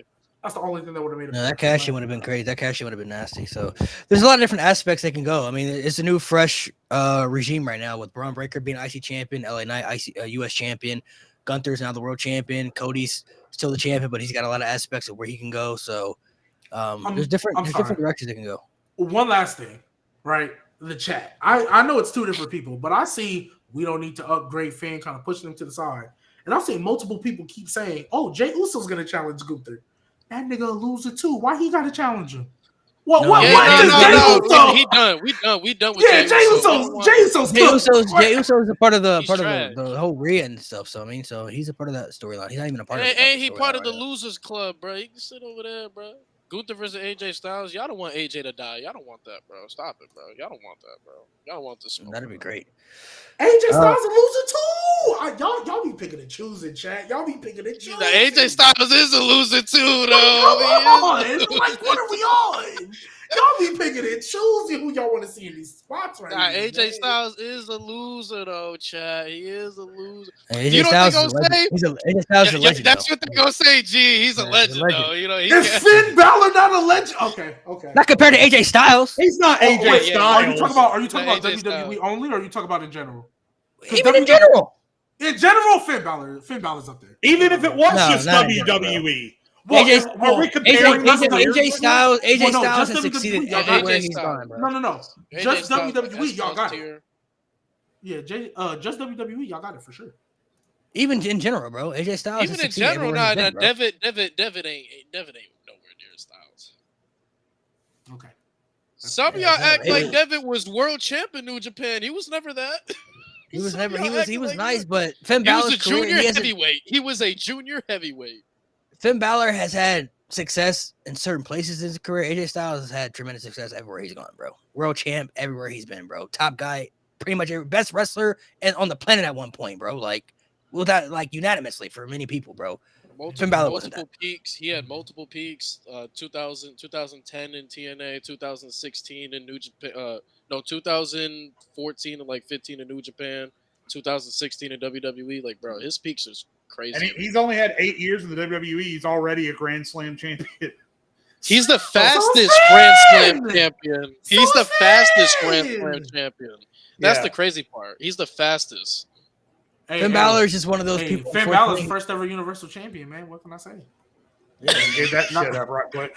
Not too many people saw the first. Hey, you said you have to give it up. Maybe if Seth Rollins wasn't so unsafe. No, hey, listen, AJ Styles had that. I mean, Jade, I just want to put this out there. You know who saved the Universal title after Finn had to give it up? Kevin fucking Owens, baby. Yes, sir. Kevin Owens did, baby. Yes, sir. How did that end? All right, relax. All right. We don't need to talk about that. You're an Omos fan. Like, what do you mean? What you mean? Omos is the greatest of all time, bro. Greatest of all time. Do KO like that, bro. You have to do Kevin Owens like Greatest that. of all time, Oh man, y'all be hate. I just think it to me. I think y'all see somebody I like and decide, you know what? I'm not gonna root for that guy anymore because G baby is a fan of him. Y'all did the same thing with Samoa Joe. Y'all doing the same thing with Finn right now, man. Bro, those times. Mo, you are a Brett fan. And you stand here. I don't want to hear anything from you. Those people's time. Those people's Matter time have Mo, just passed, bro. Mo, come on the show and talk, Mo. Come on the show and talk. Use your voice. Stop typing. Use your voice, Mo. Those times people have just passed, bro. Samoa Joe had his time, bro. Just in WWE, and they didn't capitalize on it. Finn Balor had opportunities, bro, and it wasn't his fault. It's just those times are gone, bro. Like, hey, you got Liger. So Malik, The Rock didn't have his time. The Rock didn't have his time. The Rock ain't have his time. You don't think it's time? But Finn Balor's not hey, did he have his time? No. Hey, Lewis, didn't The Rock have his time? Don't you think it's time for him? Are we comparing Finn Balor to No, we're Rock? not. No, Finn Balor can't walk. Finn Balor can't walk into both... the creative room and say, "Hey, this is what we're doing," and we're sticking to it. He ain't got that power, bro. The Rock can walk in and change shit immediately if you want to, bro. If we're comparing, they're both bums. I mean, hey, yeah, if The Rock can walk in tomorrow, The Rock can walk in tomorrow, bro, and you compared him to Maivia. What do you think I feel about Maivia? I think he's a bum. Hey, look, so man, I'm gonna say he's a bum. Hey, look, I'm gonna say is y'all don't want to talk to me on this show if Finn Balor start getting that world title push, man. That's all I'm gonna say. I'll be happy for you. I'll be happy for you. I'll be happy for you. Hey, listen, I'll be happy for you if it happens. I'm not. I don't. And just wait till Samoa Joe finally comes back to WWE. I would say. I mean, I'd be happy for Finn Balor, but I mean, realistically, Omos got a better chance of coming back to TV before we see Finn Balor with that world title. That's crazy. That's crazy. Because I just remember you had this same attitude about Damian Priest cashing in that Money in the Bank briefcase, and Damian Priest that ended up turning out to be great. So that's all I'm gonna say. Y'all had that same energy with Priest. Y'all was not feeling that cashing. Y'all damn near wanted him to just hold it to the next one and just run it back. Y'all was in that type of mood. So. Hey man, just wait, man. Only difference is Damian Priest never had. Finn Balor's had opportunities, bro. He had plenty of opportunities, like to strike. Like, he knew he got hurt, but they didn't even. What do you mean? He's had plenty of opportunities. He's had plenty of opportunities, bro. They could. You call him getting fed to the Fiend an opportunity, bro? They could have easily. They could have easily. No. We're not gonna do that. We're not gonna do that. They could have easily put him back in that Universal title picture when he got hurt. He never lost it. There was a story there. Could have easily went. He never even went after it. Never even touched it. So now we're not gonna. He tapped out to Brock Lesnar. You feel me? That's why he's cooked. It's done. It's over. That's why he's cooked. Just like Shinsuke Nakamura cooked. Shayna Baszler cooked. Damn, bro. Hey, you ain't gotta say all these names, yo. They're done. And it's sad to say that because we don't want them to feel that way. But there's other people also on the roster right now that are going to be brought up that are going to surpass them. Braun Breaker and Ilya Dragunov and the Carmelo Hayes. They're up there on the come up too, and they're gonna get their opportunities. So yeah, they're gonna get the opportunities down the line. We talk about it in the now. We talk about now. What is it now? In the now? Nothing. No, I'm not gonna lie. I'm not gonna lie. Finn Balor, I'm not gonna lie. He can win a world title. He can win a world title in a year. SummerSlam 2025. Finn Balor can be a world champion on any brand by SummerSlam 2025. Dolph Ziggler's going to come back and win the Royal Rumble too. Hey man, I wouldn't hate it, Jade. I would not hate it if Dolph Ziggler came back and won the Rumble. I would not hate it. You know what's crazy? There's a story there, Jade. You can really tell that story. Like, Jay, come on. You mean to tell me Nick fucking Nemeth won a world title before Finn Balor did? Hey. A lot of logistics. Nick fucking Nemeth. Hold on. Just look at the time frame. If we did the time frame, Finn Balor got hurt to now, TNA died and came back to life before Finn Balor got the title back. Do you know how fucking crazy that shit is? Hey man, it's not. Do you know how fucking crazy that is? Okada and Jay White, we got CM Punk coming back to wrestling. Bro, a lot of shit happened since Finn Balor lost that bitch. Hey, look, man, it's not. Hey, Roman and I Reigns guarantee turned you, heel. if Triple And H, Cody babyface. came if back. Triple Cody if Triple came H back. would have been if Triple H would have been Triple booking H took over the main roster. creatively. No. Listen, if Vince is Triple no longer in no WWE at all. Like, listen. gone. If Triple H took over creative in 2016, Finn Balor Bo would have got Dallas that is Universal a title back. mainstay. 100%. Bo 100%. Yeah, hey, but look, I can't control when Triple H took over. But the only thing I will say, even though I still think Vince was there, but since we can't confirm it, only thing I will say, Triple H. Even though, again, take that with a grain of salt because I think this was a Vince decision. Edge beating the Demon. Triple H, Even come on, bro, bro. even Come on, SummerSlam though, bro. Come on, bro. SummerSlam, like that would have been a good time for No, because Seth had just won the title. We all said like they weren't for a realistic. couple of months, and people, and I was It there had too. only been 2 months. He had only gone through 2 But no, because I was there in the crowd too. People were rooting for Finn Balor, bro. Yeah, they wanted him to win. No, you're right. But Finn Balor won that title May 20. They just put it in the chat. He won that title May 27, 2023 at that Saudi show, whatever it was. Yeah. Night of Champion, whatever it SummerSlam was. was in August, yeah. Yeah, he had only had that title for 2 months. Realistically, they weren't going to change a world title 2 months into its inception. I'm just saying that was another time they had it right there, bro. They had it right there. Look. And even though it would have been, even though the title reign would have switched up quick, I don't think a lot of people would have been mad that Finn had won. Is what I'm saying. I don't think they would have been upset that Finn Balor had won the championship. I was in the crowd, bro. Like when he hit that coup de grace, bro, everybody thought it was it. They was like, "Oh, this is Finn," bro. They was like, "Oh man," like they was a little upset. I heard once Seth kicked out, like it hit the reality that like, oh, Finn is cooked. Yeah, it's over. It's done. It's, as soon as Seth, that's what Nate told me. His section, as soon as Seth kicked out of that coup de grace, it was like life went out, like their life left their body, like. Yeah, you're right. If Triple H had took over in 2016, Finn Balor would have been. I think he'd been champion a couple of times. He'd been champion a couple of times because he revived him back on NXT. Okay, so you mean to tell me champ like 3 times? Yeah. So I'm gonna ask you this question because I know we've been talking about Finn Balor for a minute. You mean to tell me from today, since they just told the turn, you mean to tell me a year from now, Finn Balor can't be world champion and have a good run with it? I don't see it, bro. I don't see it in his future. Why not? Why not? Because there's other people that are going to get the opportunity over him now. Okay, other people that are building up over him. Okay, so here's my thing. Did you think in 2024 that they were going to be able to tell a compelling singles run for Ludwig Kaiser before he got hurt? No, but Ludwig Kaiser's not going to be a world champion. I don't expect him to win the world title. But that's still something we did not anticipate happening, right? But it did, and it was actually really good. I think with this turn that just happened, you can tell a heel Finn Balor, like a true heel Finn Balor. Because when he was rocking with the Judgment Day, they was kind of Dom was really the only one getting major heat like that. It would just depend who's the champion a year from now, bro. You still got Gunther. Why can't he beat Gunther? Hey, because he can. That's what I'm saying. I get it, but why can't we get NXT Finn Balor? Finn Balor, why can't we get that version? It would just depend how they build him up, bro. Like you want the true Prince back? Like, is that what you saying? Honestly, we don't even need the beginning. We need the second version of NXT. No, yeah, it would depend how. Yeah, no, that's what I'm saying. You want the true Prince to be back? That's what you want. If we get that, I don't see why we can't. Because it would just depend it would all depend how they would build him up. He would need some credible wins. Thank you. Can you highlight most comment, please? Can you highlight most comment, please? That is a great point.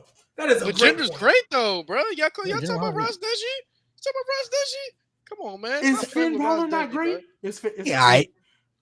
Jinder was a better world champion. No, honestly, it would just depend on what they would do with Finn Balor. Like from now, say you said a year, right? So let's say a year from now. Let's say August 2025, right? It would depend on what they do from now. From till now, because he needs credible wins, which he does not have at the moment. He doesn't have any credible wins under his resume to make him feel like he's a main event guy. He would need maybe a character revamp. So go back to the trunks and the print stuff with the X on the jacket and stuff. Would they want to do that? I'm cool with that. But there's still other people along the line that we talked about many times on the show that can still get the CM Punk gonna get that world title. Drew McIntyre is still in that conversation. Gunther obviously gonna hold it for a minute too. Seth will always be in that convo. Seth is always in that convo. Another thing too that's a little wrench in the wheel right now is Finn Balor is a champion right now. He's gonna have to lose them belts. Like I know JD is gonna end up taking the pin, but it also matters who they lose to. Like, yeah, but we've seen multiple times. I mean, we've seen If multiple Damien times. You can can cost him have the the title, titles and lose it because you're on your way to do something big. if Damien Like, costs him, that's fine. That's a little right now. That's just a little wrench. He's a champion right now. Yeah. You can't. yeah, You but can't. but You that's can't why immediately start that story. that's why I said by SummerSlam 2025. But wait, oh my God, perfect fantasy booking. It ain't even involving the Rumble. Finn Balor's your 2025 King of the Ring. World Championship okay match with for that. SummerSlam. Keep World going, Championship match for keep SummerSlam. going. Against He's- who? He wins Against King of the who? Ring and he gets the world title match. But who's at he faced though? SummerSlam. Who's he beat for the title? I don't Honestly, see him beating well, Gunther, gang. I'm gonna be honest. You don't see, okay, but let's be real. You don't see anybody It's beating not- Gunther no, unless his it's- name is it's- Roman Reigns. Unless his No, name is Roman Reigns. It's And not. the people who already beat him too, though, like Ilya. I don't think it'd be for the world title, but I mean, Ilya already did it, so I can believe he did it. Braun Breaker's another it's guy, not- like because they already did Okay, but that's kind of like You see, that's no, unfair you to see, say the only people I believe beating Gunther are the guys who did it. Like, What- there's other people that can beat him. all right, but here's the thing too. Finn can beat everybody else, but the thing with Gunther is he's also going to beat a lot of top credible guys as well. He's not going to stay in the same position from now until SummerSlam 2025.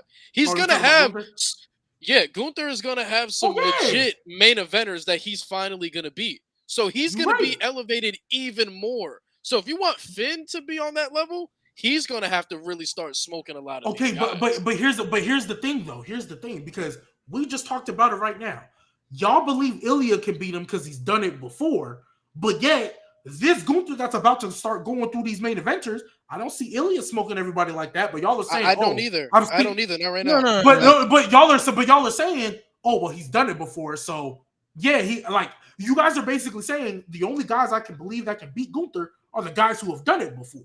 Well, So because in this universe now, NXT is canon, so it's kind of hard not to look at Ilya and think he doesn't have a chance to beat Gunther. No, I'm not saying he doesn't, but my thing is just because they haven't beat him yet doesn't mean they're not believable. like, I agree. Yeah, and that's what I'm saying. agree. I think Finn Balor, he ain't got to smoke every single main eventer on the roster. Yeah. He ain't got he ain't got to smoke every main eventer on the main roster. But because again, King of the Ring would happen after Mania next year.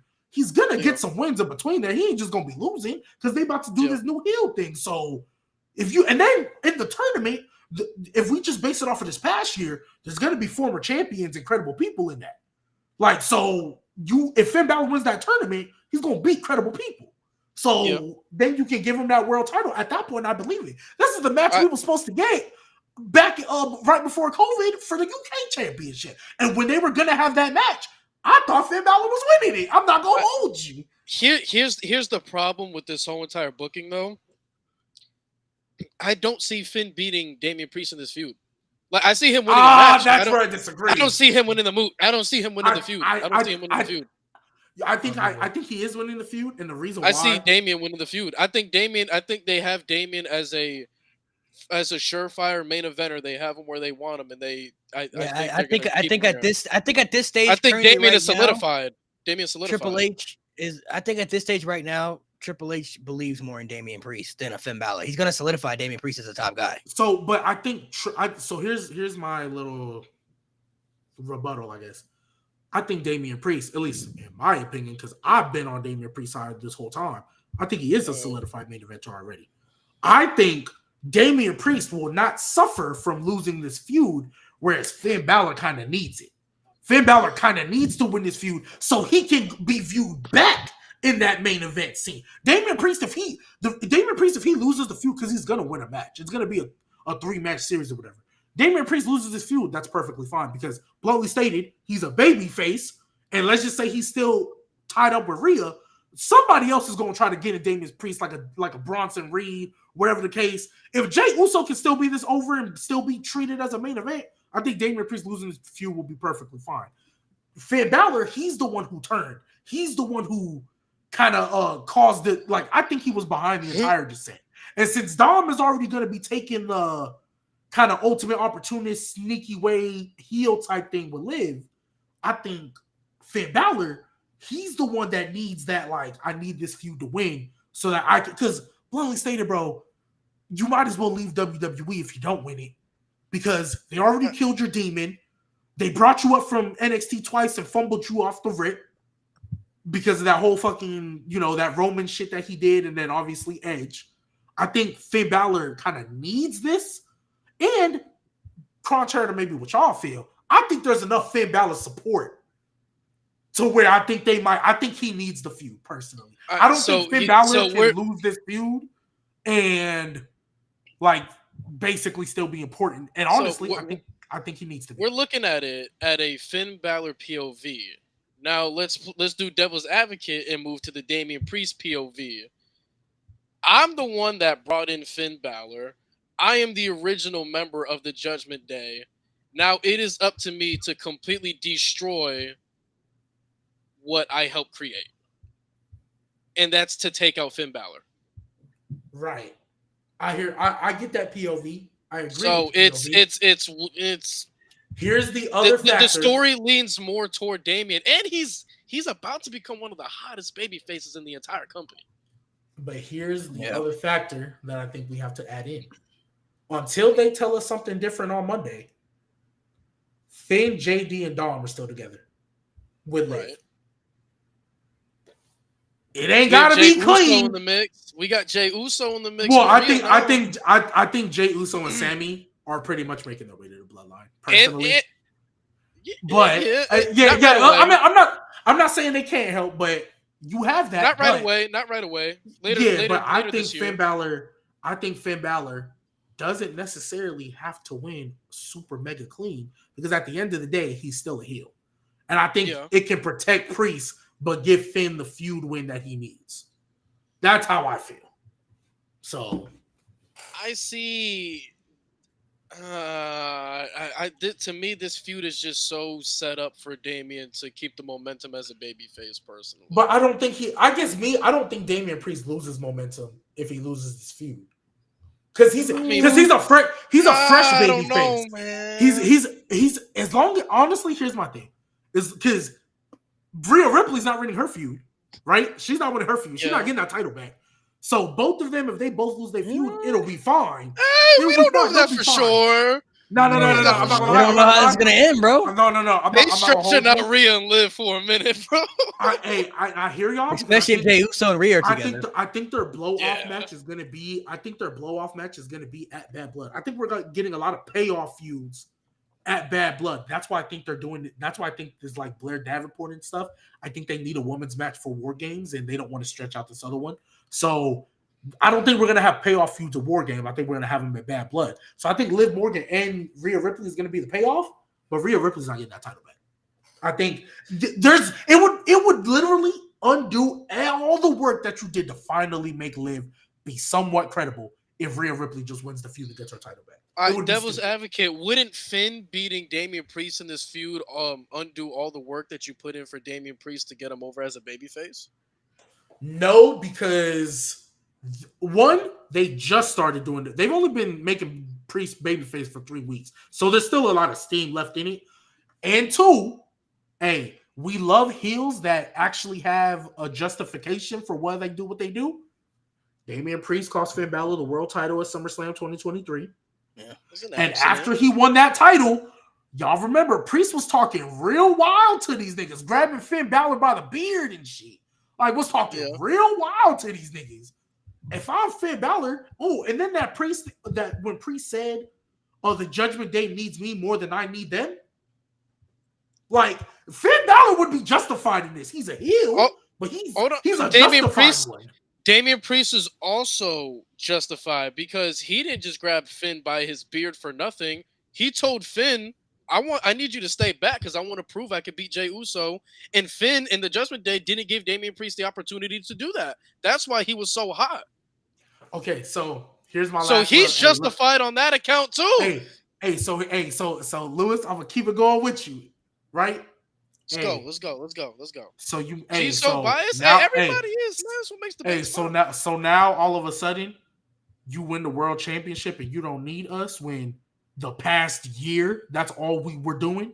Same plan. How you think Dom got North American title? How you think we got these tag titles? Now you don't need us. Now you're better than us. Now we're not good enough for you.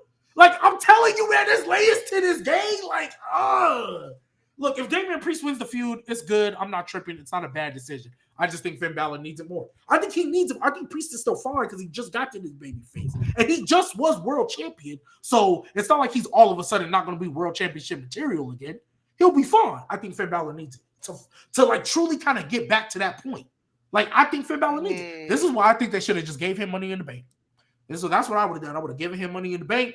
Same story you told, same everything, but Finn Balor cashes in either in the middle or at the end, and Priest is the one obviously still getting paid. I don't know. I feel like this is one of them feuds where you can tell off rip. It's going to be a great feud, but you can tell off rip who's going to win. Like, I don't see them having Priest lose his first. I don't see them making Priest lose his first babyface feud, man. His first real one. But I would hear you if this wasn't going to be a blood feud that I think Finn Balor needs. Because I think the whole purpose of Finn Balor turning is to get him back to that point. Because technically, he's been playing second fiddle for a minute. Especially after a couple years now. Especially after that Demon Balor loss, he's been playing second fiddle pretty much the entire time. And I think this feud is designed to get Finn Balor back to that Prince, I'm that guy. That's what I think it's designed for. I think Priest is still going to be fine, though, because he just had a world championship run that I think a lot of people respect more now than they did during the time.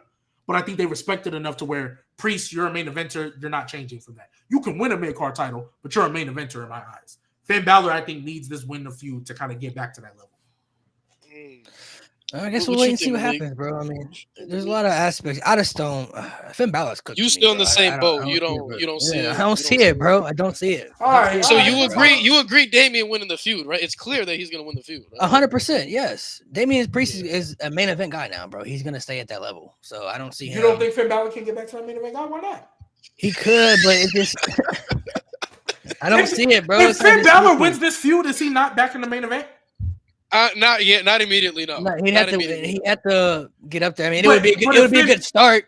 But if it'll be a hell of a start. It'll be a hell of a start. But if Damian Priest loses, y'all agree he's still a main eventer, right?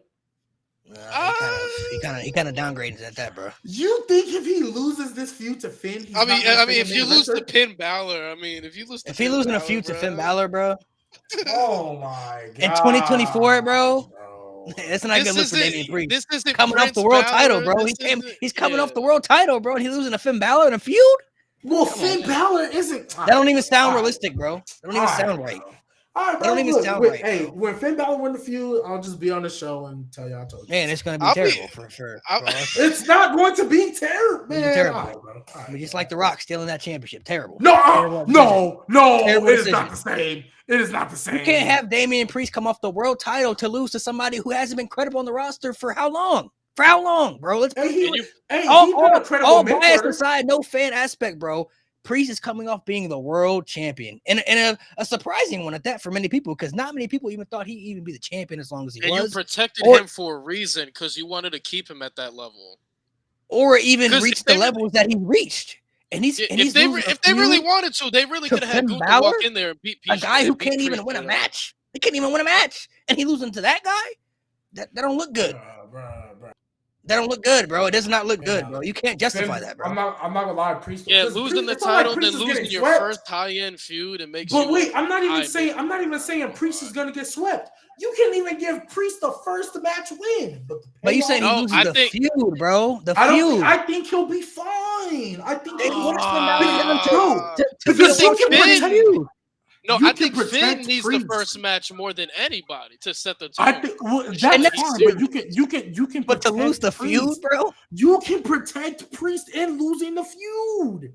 You can protect them. They do it all the time. Not the Finn Balor, bro. Not the Finn Balor. Oh my gosh, bro. Yes, you can. To Gunther, cool. You know what I'm saying? The Gunther, cool, bro. You know what I'm saying? The Gunther, cool. Oh my gosh. There's different levels to the game. And Finn Balor is not that level anymore, bro. He's not that level. Bro, so y'all think so you think Damian Priest losing to Finn Balor would drop Damian Priest so far down to the point where he can't recover? I think it wouldn't drop him that far down, but it wouldn't be a good look for him, bro. He's losing to Finn Balor. Bro, his Finn Balor right now, bro. He hasn't done anything, bro. Listen, his status right now a lot of is guys solidified. Who don't do nothing gotta win. No, right now his status right now is solidified main eventer. He loses this feud, high end mid Carter. That's a drop down. Nah, he's solidified. I don't think he's dropping down, bro. It's only a drop down because they haven't presented Finn Balor in a way to make him feel like he's at that level. It would be a good push for Finn Balor. That's a good start for him. But for Damian Priest to be coming off the world champion and then lose to a guy who hasn't done anything credible enough to make us believe that he can be at that level. And I get you more if Finn Balor, let's just say Finn Balor does win this feud, and then Finn Balor the next week went and started feuding with Santos Escobar. Okay, I got it. Y'all got it. You're right. But Finn Balor would not just be staying in the mid-card. Finn Balor winning this feud would reinsert him back into a main event, showing I'm on that level. So then when you look at it, Damian lost to a main event level guy who just reestablished himself there. It doesn't hurt him because he lost to a main event guy. That's why, like, for example, Gunther, we talked about Finn it is not like a couple weeks ago. He will be after he wins the. Well, I think he is, but nevertheless, he's not right. Objectively, no. Objectively, taking my bias out of it, he beats Damian Priest. He's back on that level. Damian Priest objectively doesn't lose anything because he lost to a guy. Hold on. Finn Balor might as well be Shinsuke Nakamura because they ain't done nothing. What have they done? They've come. All they do is lose. They lose all their feuds, bro. Finn Balor was not tagging with Rick Boogs. Chill, bro. Hey, bro, Finn Balor, every tag team match, taking the pin to lose the tag titles, taking the pin for the Judgment Day. Chill. Even the big feud he needed to win when he was the Demon, he couldn't even beat an old Edge. That was Vince McMahon. It don't matter. It's not a good look for him, bro. He's cooked. It's over, bro. It's done. He couldn't beat Seth Rollins. He might as well be Shinsuke Nakamura because they get cooked. Hey, Damian Priest was losing to Bad Bunny. He did, but he had the money in the bank for a year, so they built him up with that money in the bank. He had it for a year. He had the money in the bank for a year, and he was winning. Hey, I'm not gonna lie, we're having hindsight 2020 now because y'all did not give a fuck about Damian Priest till he cashed in. Even when he had that money in the bank, y'all didn't believe in his build up. Nothing, because I was defending him. They did it, but you know what? We didn't believe it, but they did it. They did it the right way. They did it the right way. So why can't they do Finn Balor the right way? Why can't they do Finn Balor the right way? Because they haven't shown that they cared enough to do it. At least Priest had the money in the bank, so we knew something was there for him. No, because y'all thought he was gonna fail his cash in. So that doesn't even matter, bro. That doesn't even care about us. We're talking about he had something in his resume. He had the money in the bank. So even if we didn't care, he still had something there to at least show. Well, he has that. Finn Balor has had nothing but tag titles. That's it. He has no money in the bank. No, nothing. He's had the tag titles. And when he was teaming up with Priest, that was the nigga that was getting beat. It wasn't even Priest. It was him. Finn Balor was the one getting beat. I mean, that's always going to happen if there's a taller guy in the group. Because he's Finn Balor, bro. That's what he is. No, one of them got to sell. Damian Priest ain't going to be selling for no Finn Balor hot tag. I don't care what version of Finn Balor That's why Finn Balor was there, bro. He was the back burner, bro. Hold on. He was the back burner. Mo, there's logistics. Mo's being nasty. No, Mo, there's logistics. That was a different time then because Finn was legit built up in a way where if they were to go that route for him to beat Seth, nobody would have batted an eye. But this time around, he's not on Damian Priest's level. That's why it's so why can't y'all build him up to be on that level? I don't understand why he would have to be built up, but he can't do it just by you can't have him beat Damian Priest, bro, in the first feud. He has to be built up before that. No. I think you can. Especially with Priest coming out being the world champion, bro. How long do y'all see this feud going? Let me ask that question. How long do y'all think this feud is going? Probably until we're in August right now. Bad Blood is October 5th. It is August 4th right now. So maybe War Game. Maybe they could stretch it out to Survivor Series if they wanted to. That could be the payoff. That is Thanksgiving weekend, so we have October. No, so it's damn near 4. You mean to tell me they can't build Finn Balor up enough to the point where him beating Damian Priest will not only elevate Finn but not hurt Damian? Especially because at the end of the day, Finn Balor does not have to win clean for him to get that feud. He can win by nefarious ways, especially if him, Dom, and Liv are still together. Because you know Rhea's gonna be in his corner. So if the Liv and Rhea feud is still going on simultaneously, right? Because again, I don't think Rhea's getting her title back. He doesn't have to win clean. So it'll protect Priest, but either way, we've seen heels all the time. They don't win clean. Liv Morgan just got elevated. You can elevate with non-clean wins, but because you're a heel and can get away with it.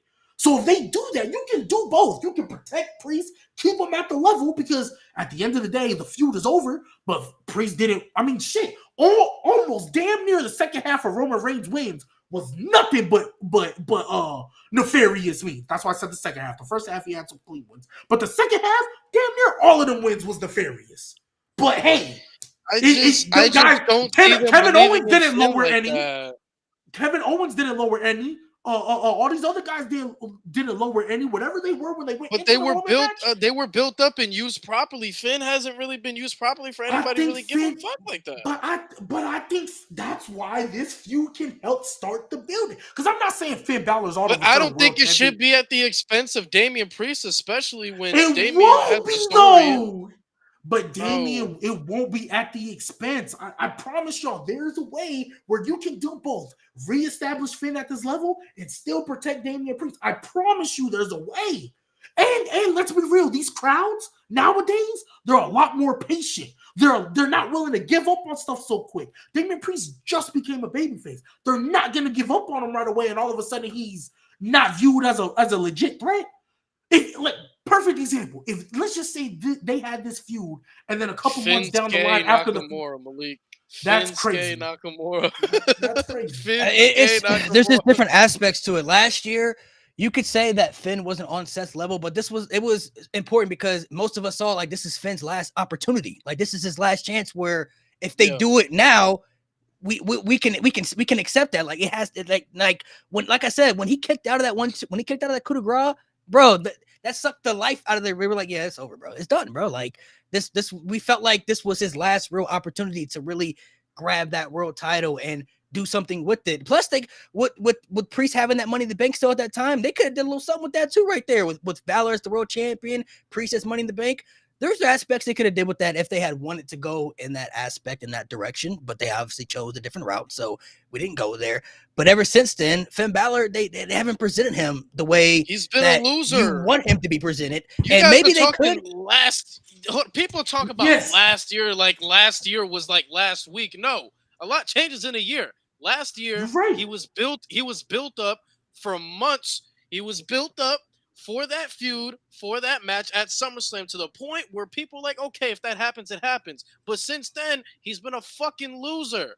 Since that match specifically, he's been a fucking loser. So how do you expect me from a guy since the moment where he lost to Seth and has been doing nothing but losing is gonna come out here and beat a guy who just came off of being a world champion? Okay, so this will be my last little devil's advocate because I know we've gone like 30 minutes over. This will be my last little devil's advocate, right? So you're saying how can a guy who's been a loser all of a sudden become world champion? I agree he needs to be built up, but to this point, aside from him turning, I still don't see him as a guy that can just win the feud, not win a match. Win the feud over a guy like Priest, who's about to be one of the hottest baby faces in the entire company. Okay, so here is where I am going to hit. That's crazy. That's crazy. Lewis, here is where I am going to hit you with a little devil's advocate because we talk about, hey, Damian Priest, he's now a solidified main eventer. Were any of his retains clean? Who, Priest? Yeah, were any of his retentions clean? None of them, right? No. But we're looking at him, but it hasn't hindered him enough because we're still looking at him. Yeah, you're a solidified main eventer now. Even with no clean wins, even with the botches, even though one of them wasn't his fault, or maybe not either of them, but for sure the kick out botch was crazy. But the other one wasn't his fault. Jey Uso needed help. There's asterisks though. Hold on, a little bit of pushback. The way how they protected Damian Priest in that aspect, because every single feud, he told them to stay put, and Jey Uso told Judgment Day, stay behind. I want to do this. Judgment Day still came out. They went against him. After that, it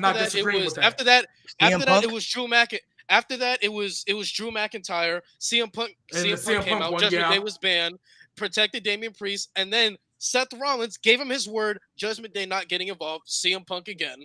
Like they found ways to protect Damian by making him look credible. And in those matches, He was putting on bangers. He was showing that he can Yes, hang. and He is on that level. I'm not disagreeing with you, right? I'm not disagreeing with you, but even with all that, what did they do in the midst of that? That's the point I was gonna get to.